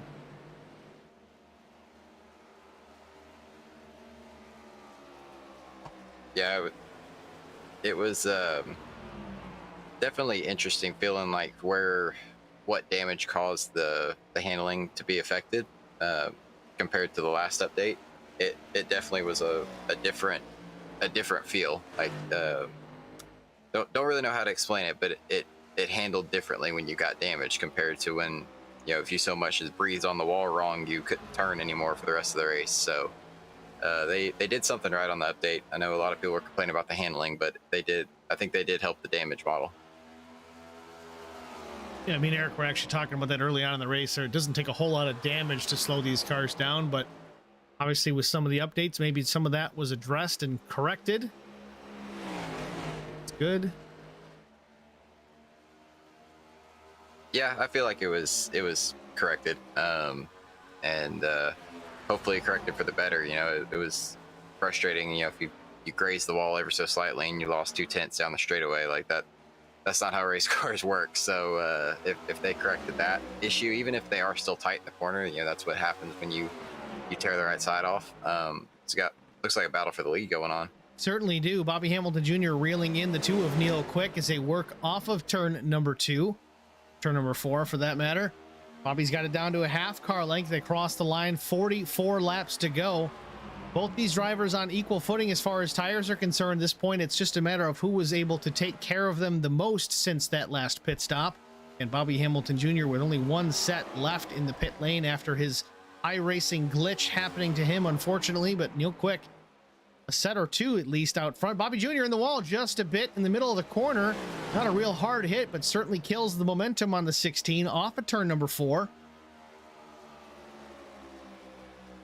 It's so easy just to go over that line ever so slightly. And Eric, I'm sure you know this. You've raced Darlington before with me, and you go ever so slightly over the line, and the wall just sucks you in. There's nothing you can do about it. Now, granted, with the new model, turn 3 and 4 does act a little bit like Bristol on iRacing, where if you hit it just right, you can actually make the car rotate. Now, that is an attrition-based method, but you know, as you can see, Bobby's losing ground, so it obviously didn't help him. It pulled him back.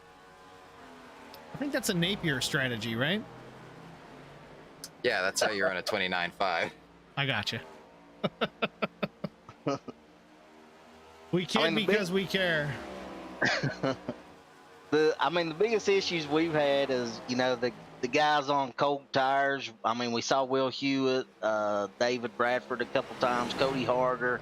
It seems like on cold tires, these cars were everywhere. And then once they got warmed up, it was easy to suck it into the wall.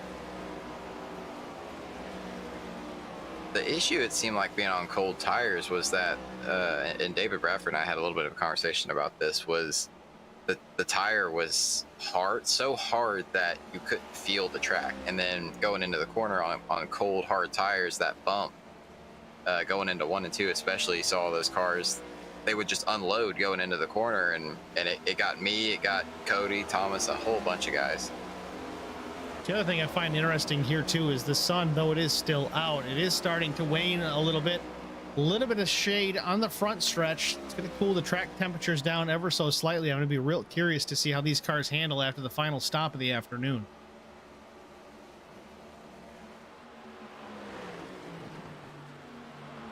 Yeah, that'll definitely be interesting to see. Eric, I know it's been a little while since you've been in the cockpit, but how much did you wait for the sun to start going down at places like this, for the track to start to grip up? Did you prefer the car to be loose and drive it yourself, or did you prefer to lean on the track a little bit and to help provide some of that grip? I was used to always being loose, so I like the loose feeling car. I don't have a lot of experience with the new cars here, but everybody says that these are now a handful after the update. That they are, but it's a good kind of handful. Yeah, I mean, we really didn't see a lot of people getting loose unless it was early on the cold tires. I mean, I think the worst we seen, we thought Will Hewitt was going to come up and take everybody out, and he done a fantastic job saving them. Yeah, that was that restart did. late.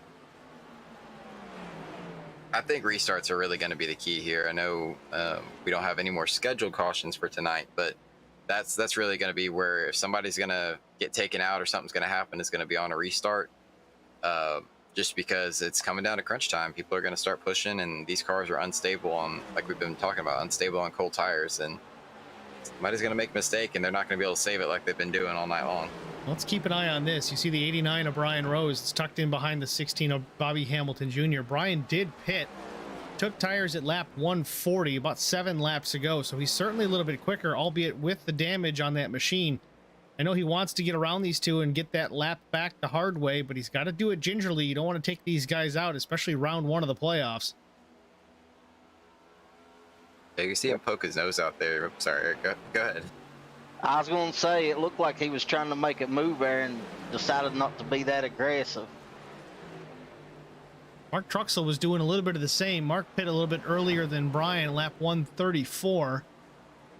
Still newer tires than the top 6. Top 7, really. Also think about, too, Brian's probably being a little ginger being around Bobby Hamilton, because these two have history going back to New Hampshire, and I don't think Bobby's forgotten yet. Even though he's racing for second, I don't think he'll let that slide too easily. Brian looks like he might have got a piece of the wall right there.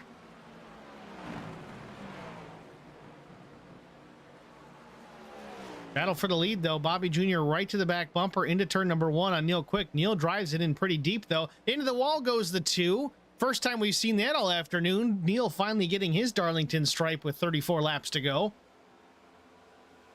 If you had Bobby Hamilton breathing down your neck, I'd say you'd be mirror driving a little, and I'd say that's what Neil's doing. I remember when I first joined this league, every time he got it behind me, I get real nervous. I'm like, oh man, he's going to wreck me, and then I just spin out on my own. He's wrecked me so many times, I've lost count, so I just kind of let it happen.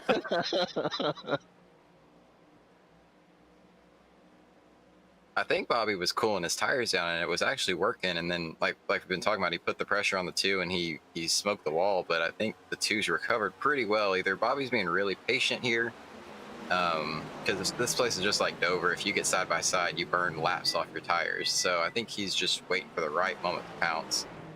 He's definitely going to try and have to force a mistake out of Neil Quick here at this point. The final stop of the day, be curious to see. I mean, I kind of got to expect everybody's going to take tires regardless whether we're green or yellow. Place like this, you lose so much lap time on the older tires, you just got to do it.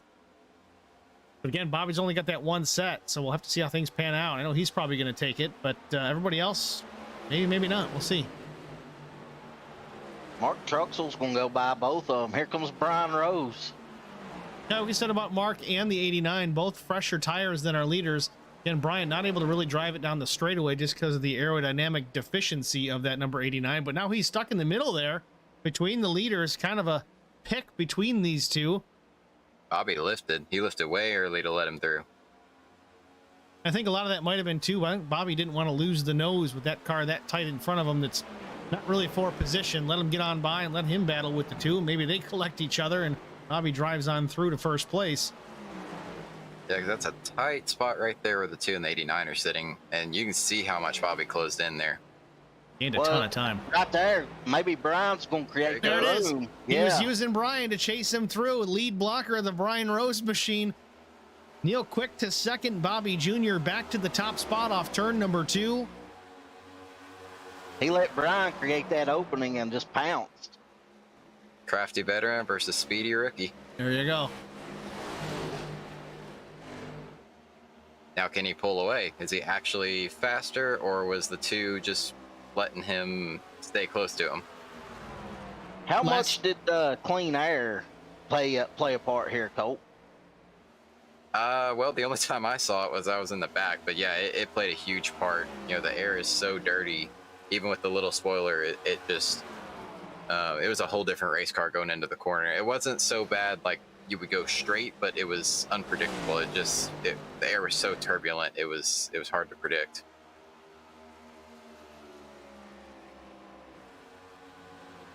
See, David Bradford has been closing in a little bit. He's sitting at 1.4 seconds back. He might even have a chance at this. Looking at the live timing too, Bobby Jr. was faster than Neil Quick that time, but both drivers lost almost 3/4 of a second after the pass had been made. I'm not sure if tire fall off is starting to show its ugly head or if they're just trying to save tires to the final stop. Oh, I think Bobby just caught the wall. Yeah, Bobby just scraped the wall a little bit there. It don't look like it broke his momentum, though. Truthfully, Bobby's caught the wall a lot this afternoon. He's been able to get some repairs done on each stop, but still Quick, that number 16 machine out front. You know, we saw David up front earlier and, you know, get sideways and save it and drop to the back, and here he is again. But, you know, it makes me wonder how much tire did he use up to get back up to the front. I mean, in watching the laps click off when he was in behind the 2, I don't really see him abusing the tires. He did really wait for Brian Rose to create that opportunity for Bobby to get on by. Like Colt was saying, if you run side by side too long, it's a lot like Dover. You just kind of eat the life off these tires.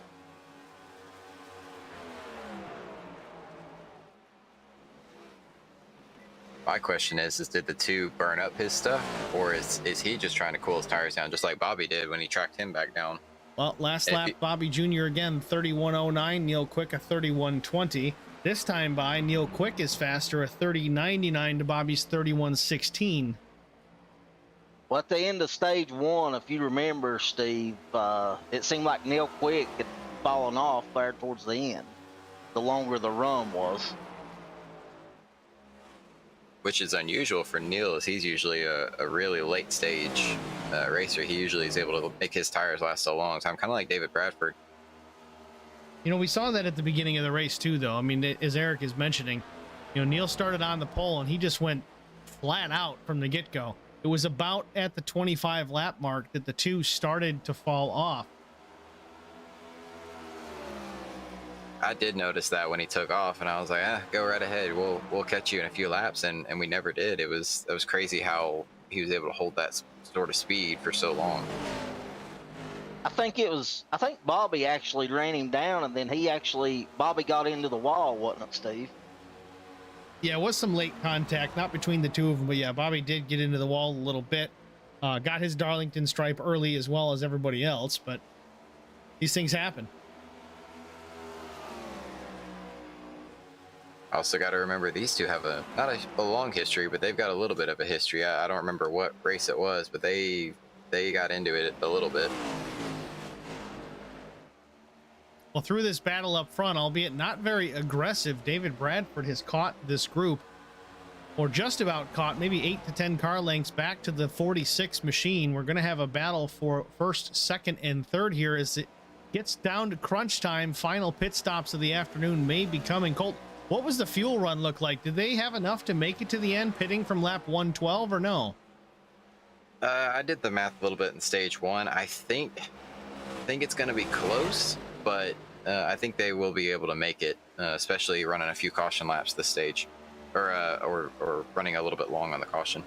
Well, meanwhile, David Bradford is closed up to the 2 of Neil Quick. Neil's car has definitely fallen off the pace compared to where he was just 5-10 laps ago.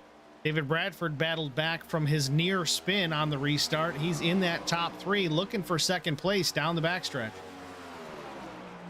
Once again, catching is one thing, passing is another.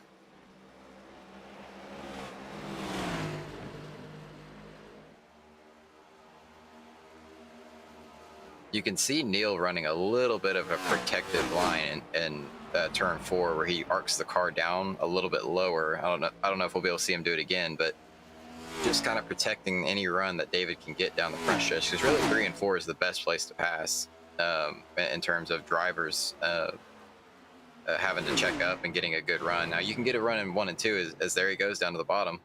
David Bradford set him up. He got down low into 3 and 4, takes over the second spot here, coming to the line with only 19 laps to go. Can Neil Quick repass the 46? I don't see him setting him up into 1. So far, not good for the 2.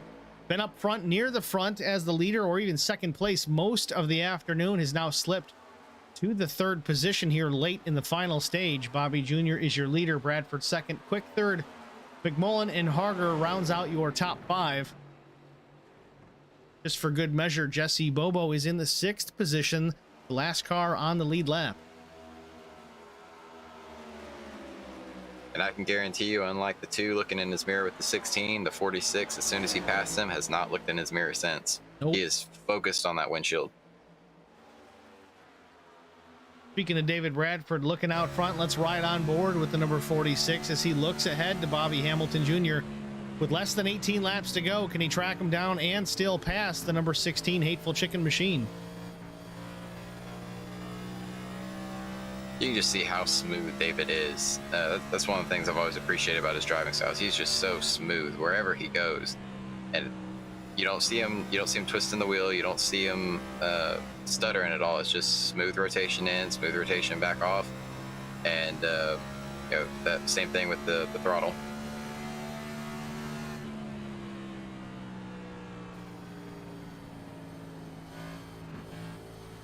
Warping the throttle just a bit through the corner, trying to keep things moving forward without keeping their rear end going around.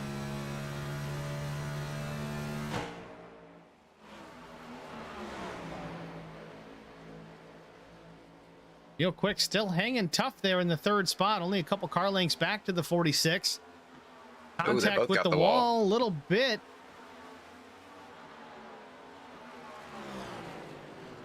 Bradford just got on a little too hard, and the 2 followed him up there. It's so easy to do. You can't hardly see out of when you're that close to someone, you can't hardly see past them. And it's easy just to follow them in a line. If they go in the wall, you go with them. Through that contact, though, David Bradford able to pull away a little bit further on the 2 of Neil Quick. Still a 1.2 second advantage for Bobby Hamilton Jr. back to David Bradford with 14 and a half laps to go.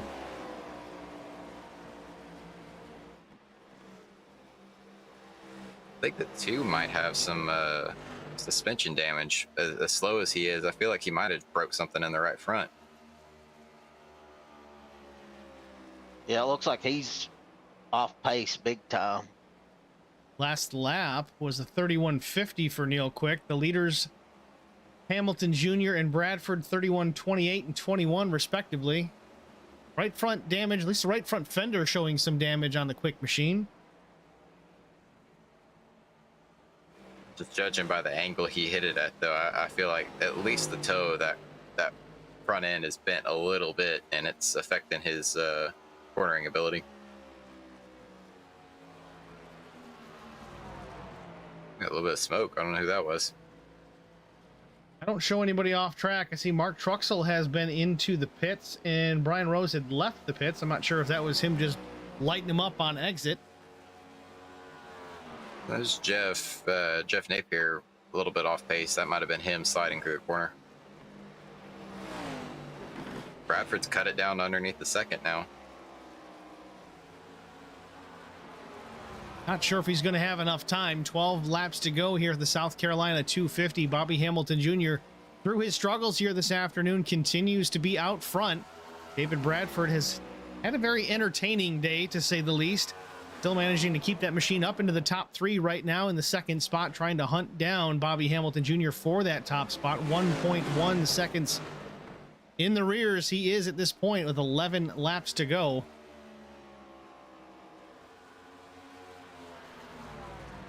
I think the deciding factor on if David's going to be able to catch Bobby or not is A, Bobby making a mistake, and B, what does Brian Rose do? Because he's going to be way faster, but I don't think he's going to get in the way of the leaders. I think at this point, it's 11 laps to go. He's not on the lead lap. He's not going to have time to catch him. I think if he just gets out of the way and lets the 46 by, we'll have an interesting race. But otherwise, it's going to be tough. Yeah, I don't see him holding up teammate David Bradford by any means. He may be quicker, but if David does catch him, he's just going to let him go on by. I don't see it. It's not like he's battling for position at this point. Brian Rose, the first car lap down in the 8th position. He just got to stay ahead of Mark Truxell.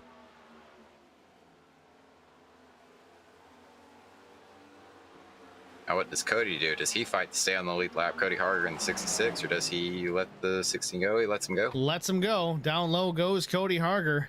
Lets the leaders pass. He was starting to have some handling issues before before I lost my internet. He was having some bad handling issues that he hadn't had all night long. Ooh, both 89 and 66 almost go on the wall.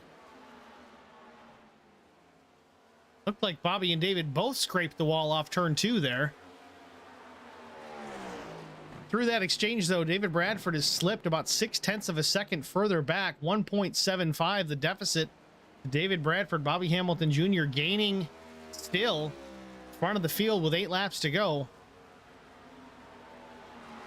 Yeah, I think Colt's right. Bobby's going to have to make a mistake for David to be able to run him down now. Which we have seen Bobby make this race. Hopefully he doesn't repeat the same issue, but both Bobby and David have made mistakes. I'm curious if they can both keep their heads on straight and finish without hitting the wall anymore, which I highly doubt, watching them scrape the wall now.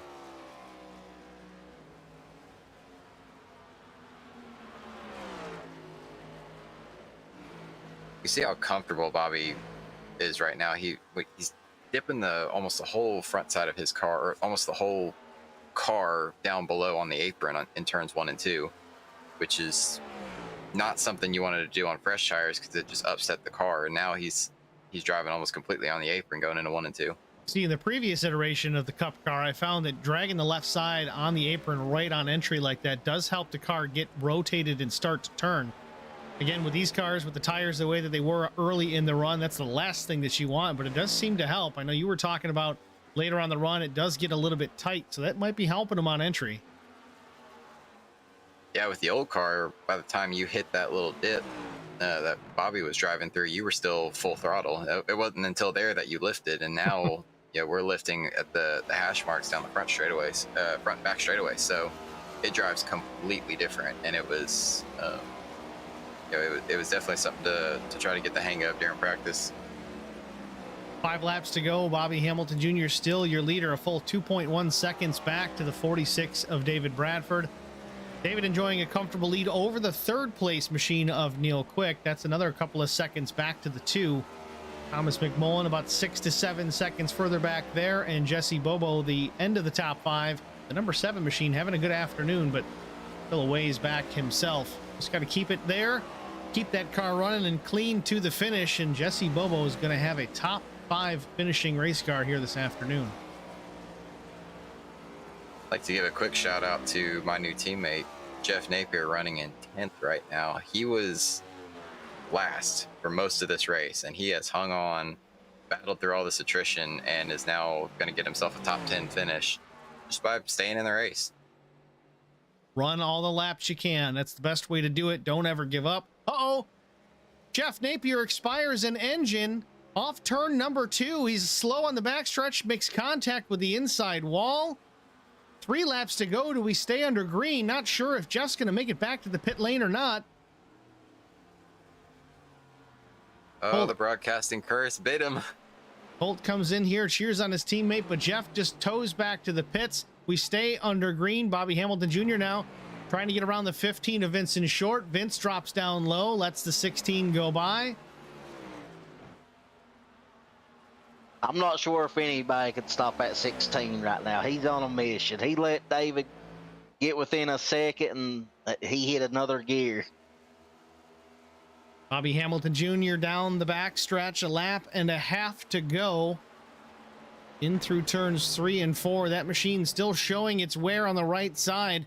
He's had some adversity to battle back from all afternoon long between incidents, getting damage fixed, having a glitch on pit road, which chewed up some tires. He's going to finish this one off likely with a checkered flag and still have a set of tires over that pit wall.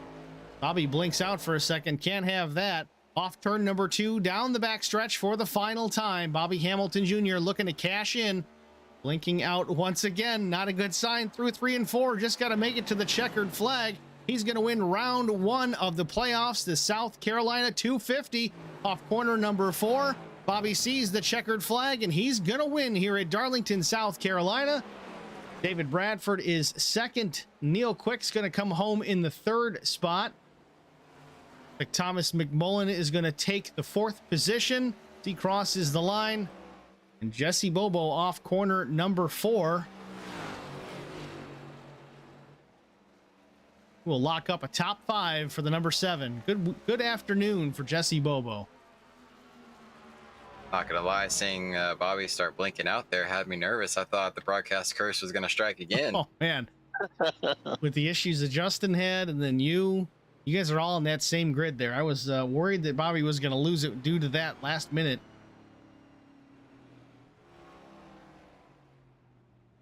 Bobby Hamilton Jr. at the front stretch, getting ready to celebrate his win. No burnouts? Maybe?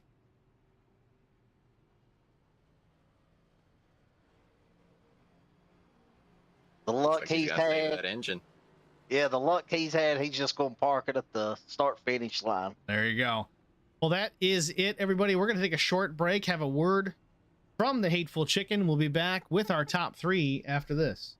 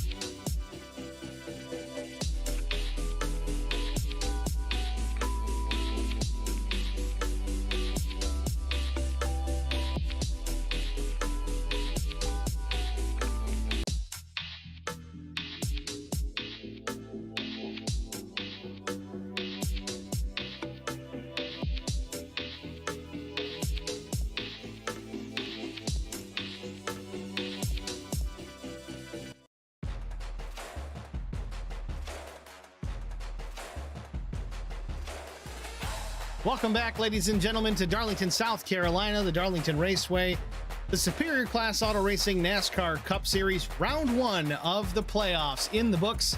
Bobby Hamilton Jr. victorious. We're going to go down to him in just a moment. Colt Ansley, new in the broadcast booth with us, just temporarily. Going to join Bobby Hamilton Jr. He's going to get a word with our winner here.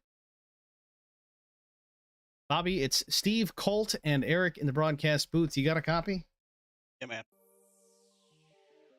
Well, Bobby, you're getting well acquainted with the Darlington Raceway here. How did you save those tires there at the end to get past Neil and to have enough left to be able to run away from David?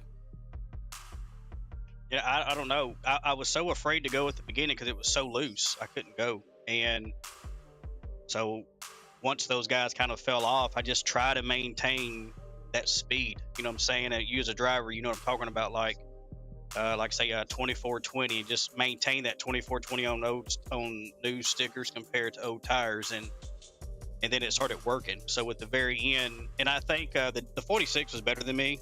He just had a battle with the 2, and I got on out, and then he had to run hard to catch me. So other than that, if it had been the 2 if it had been the 46 I was racing to the 2, I wouldn't have got him. So the 46 was the best car here tonight.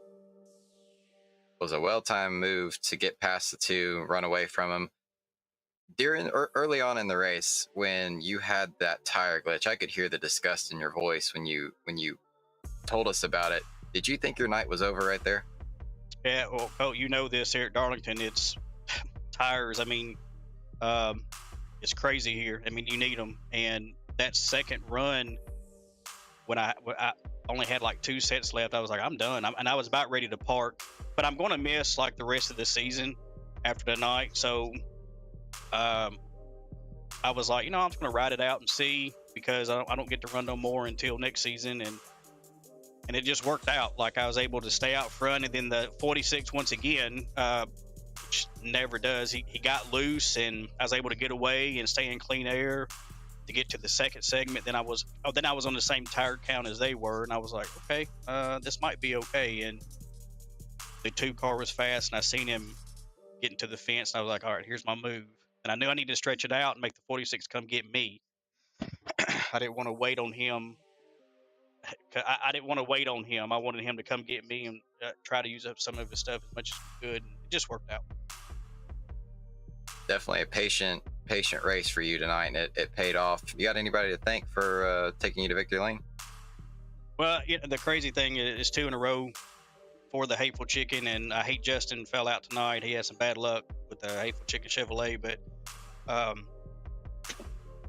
we're sitting in victory lane, like I said, 2 weeks in a row, and it's kind of a bittersweet. I wanted to go out on top, and we did. And like I said, I'm not going to be able to compete for the championship. This is our last run for the year, so it's pretty special to get off here tonight. And it's going to be disappointing next week, but because we're not here. But everybody at the Hateful Chicken and everybody in the Scar Series, I mean, this place is terrible. It's awful, and we only had that many on old tires and hardly had any cautions, and we had some guys out on 2 tires manning that up. So the people at home don't understand what it takes to get around this place, and our guys did it and made a good show. So proud of them, and of course broadcast is second to none. Steve and all those guys up there, they do. I mean, I don't know why we didn't pick these guys at the very beginning. So just happy to be a part of it. All my guys here and in Hateful Chicken. All right, well, we'll miss you for the rest of the season. Hopefully we'll see you back at the start of the season, and have a good one. Thank you, bud. It was Bobby Hamilton Jr. Next, we'll go to the runner-up, David Bradford, the number 46 Crown Royal Peach Machine. David, it's Steve, Colt, and Eric in the broadcast booth. You got a copy, man? Yeah, man, I got you. Take it away, Eric. Hey, David, every week you're one of the best out there, and I know you had some issues early on where you got sideways twice. Take us through what happened there. I mean, the sideways part wasn't too big of a deal. I could have overcame that. My biggest issue was that damn 40 car, and everyone knows that damn 40 car is a rolling roadblock every single track we go to. Tonight, me and Thomas are racing third and fourth. I don't know what he's doing. As soon as we get into turn one, instead of getting out of the way for the leaders when he's 20 laps down, he just decides to park it on entry and puts me in the wall, knocks the whole right side off the car. I mean, you can only overcome so much. I don't know what it was with the slides. Just seemed like anytime I got out front, the car just went to a slide for whatever reason. I know the biggest obstacle tonight was the 40 car, and it's like that every single week, whether it's for me or someone else. Just he's always doing something stupid. Yeah, you're definitely able to rebound on both of those. That last stage, you came up through the front. You had Bobby down to, I think, a half a second. And you had Brian Rose right there trying to get out of your way. So did you think you had a shot at Bobby right there? I had a shot at the win until, like I said, the 40 car got in the way and decided to do whatever it was that he does. I don't have any way to explain it, man. It's ridiculous some of the stuff he does. Once the right side got knocked off of the car, just wouldn't turn like it was. I kind of figured I was good for third at that point. I wasn't going to be a winning car at that point.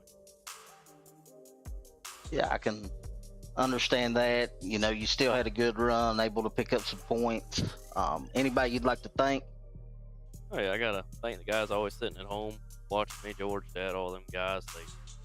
Everyone keeps an over under of that damn 40 car of how many times he's gonna wreck in a week, and I'm pretty sure he hit the over this week.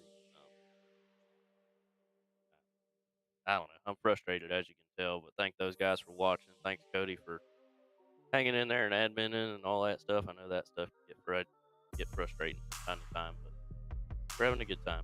So we'll carry it on to next week, see if we can't take it there. Absolutely, David. Thanks for coming up, talking to us, and good luck next week. Thanks, man. It was David Bradford, your runner-up here, the South Carolina 250. Certainly displeased with some of the competitors out there this afternoon. That's going to be something to watch going forward throughout the playoffs. Next, we're going to go to third place finisher Neil Quick in that number 2 machine. Neil Quick, it's Steve, Colt, and Eric in the broadcast booth. You got a copy, man? Yeah, guys, how you doing? Well, we're doing pretty good. It was a decent race, so watched you dominate this thing all afternoon, but you're sitting here in third. Tell us about that final stage. It seemed like the car just kind of went away with you on the long run. That was pure driver. I felt like my car was a tick tighter than David and Bobby's, and on restarts I could get out and get away from everybody, and kind of uncharacteristic for me, but I decided to drive the wheels off of it, hope for caution, and that was my strategy.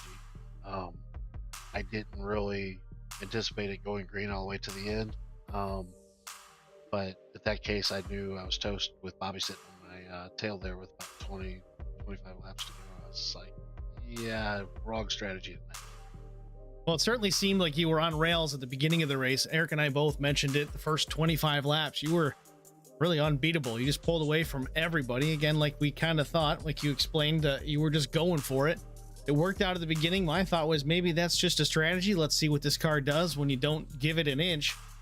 See how it works out towards the end. But man, you're like everybody else. None of us thought this thing was going to go as long under green as it did. So unfortunately that bites you, but still a top 3 finish. Not too shabby. I know you're just looking for some trophies here as you're not competing for a championship this season, but it can give you some things to learn from going into next.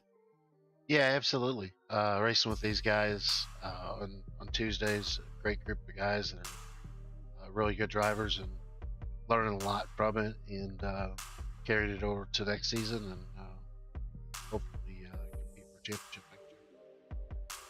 All right, Neil. Well, again, congratulations on the top 3 finish. You still look strong out there. Before we let you go, anybody you need to thank? Yeah, definitely the guys at WR1, R&R Raceway, you guys doing the broadcast and sponsors for the series, the Hateful Chicken, and then the guys I race with, and family, of course, give me time to do this stuff. All right, Neil, thanks for chatting with us, and good luck again next week. Thanks, guys. It's Neil Quick, your third place finisher, a dejected Neil Quick. You can hear it in his voice. Third place is not a bad place to finish, but when you run as strong as he did all afternoon, it's tough to swallow a third place finish. I've interviewed Colt Ansley plenty of time where he's finished second, third, or fourth even after just putting on a dominating performance. And well, you guys sound kind of similar when it comes down to the interview. Yeah, I mean, when you're out there battling as hard as we do, and racing around guys that are as talented and good racers as we do, you know, every win matters, and every win is that's what we're here for. And when you can't close that out, whether it be by mistake from you know, hearing from what Neil Quick said, or a mistake by somebody else from David Bradford's point of view, you know, it's frustrating and it's dejecting. Eric, what are your thoughts on the afternoon? I know Neil Quick mentioned like he kind of expected this thing to get some cautions here and there. We had a few, but nowhere near what we expected with as difficult as this car was to drive. Do you tie it to these guys just stepped up their game, or was it a matter of, well, we really got to be careful because we don't have any fast repairs? I think they were a little bit less aggressive because of the no fast repairs, but you got to think too, they had the update right before this race, so a lot of guys didn't get practice. So I think it was a lot of learning on the run. And you know, normally when we come to tracks like that, the guys with the most experience are the ones that are out front here, and I think it showed right tonight. You certainly do see that time and time again. The Bobby Hamilton Jr.'s, the David Bradfords of the world. You know, David, who's got oodles of experience here on the sim, and Bobby, of course, with a long career in actual race cars. So it certainly does play a factor of knowing when to push and when not, having patience and versus not. It's something that I certainly struggle with a lot early on, is to knowing when to go and when not to go. Colt is a prime example. Colt is, well, he goes all the time.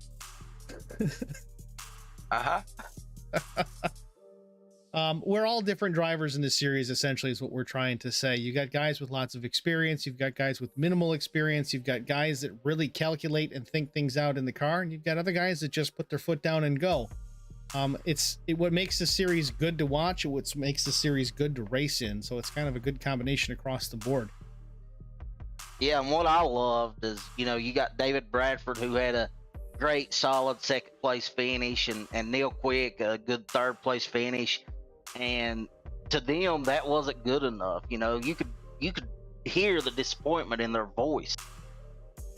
Yeah, without a doubt. I mean, this stuff is important to us. I mean, I've been with this league, I think, going on a couple of years now. Most of you guys were here before I even showed up. It's a tight group, but we're competitive and we want to do well, and we put the time in, put the effort in, the practices, the test sessions, all that. We want to show up on race day or race night and perform, and sometimes it just doesn't work out. So that can be tough.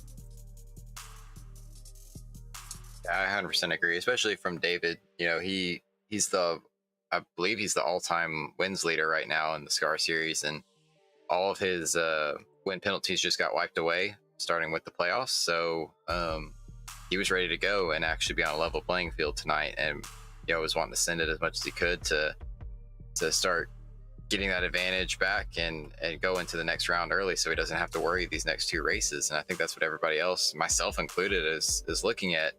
Round one's over, and the guy that's locked in is not going to be racing the rest of the year. So it's still a open battleground on who's gonna make it and who's not gonna make it. Yeah, next week we go to Bristol, so that's going to be real fun. My kind of place. So again, Colt, I got to thank you for joining us up here in the broadcast booth. Unfortunately, I wish it was under better circumstances, not being out of the race early, but we certainly appreciate you joining us up here, myself and Eric. Eric, thank you for being here every Tuesday evening for these races. I think you might have only missed one so far. So I tell you, these races, they're a lot longer, and sometimes a place like this, they get stretched out. Certainly appreciate your help up here in the booth to keep things entertaining for all those guys in the stream, viewing it and chatting us up here in the stream chat, whether it be on YouTube or Facebook. So thank you both for being here. Certainly appreciate the help. Absolutely. Thank you. Final thoughts? Thanks for having me. What do you got for final thoughts on the South Carolina 250, Eric? I loved it. I mean, I think every race has been a great race this season, and I just love that David and Neil were disappointed in top three finishes. It just shows you how competitive these guys are, and I can't wait to go to Bristol. It's Bristol, baby. It's coming up a week from today, 8:45 in the East. Next Tuesday evening here on HBR TV. Find it on YouTube at Holler Boys Racing TV or Facebook.com/Holler Boys Racing TV. Click on all those notification reminders so that you are told, hey, HBR TV is live at Bristol. In case you forget, you get that friendly reminder. It does make a difference. I even turn them on for myself because, you know, sometimes I forget. But either way, like, follow, subscribe. Make sure you do all that, those buzzwords that you hear with the streamers and social media. I'm not really a streamer guy, but this works out. HBR TV putting on these races here at iRacing, the Superior Class Auto Racing NASCAR Cup Series. Join us next week from Bristol Motor Speedway. For Colt Ainsley, for Eric Dotson, I'm Steve Singer with HBR TV. Thanks for watching, everybody. We'll see you next week.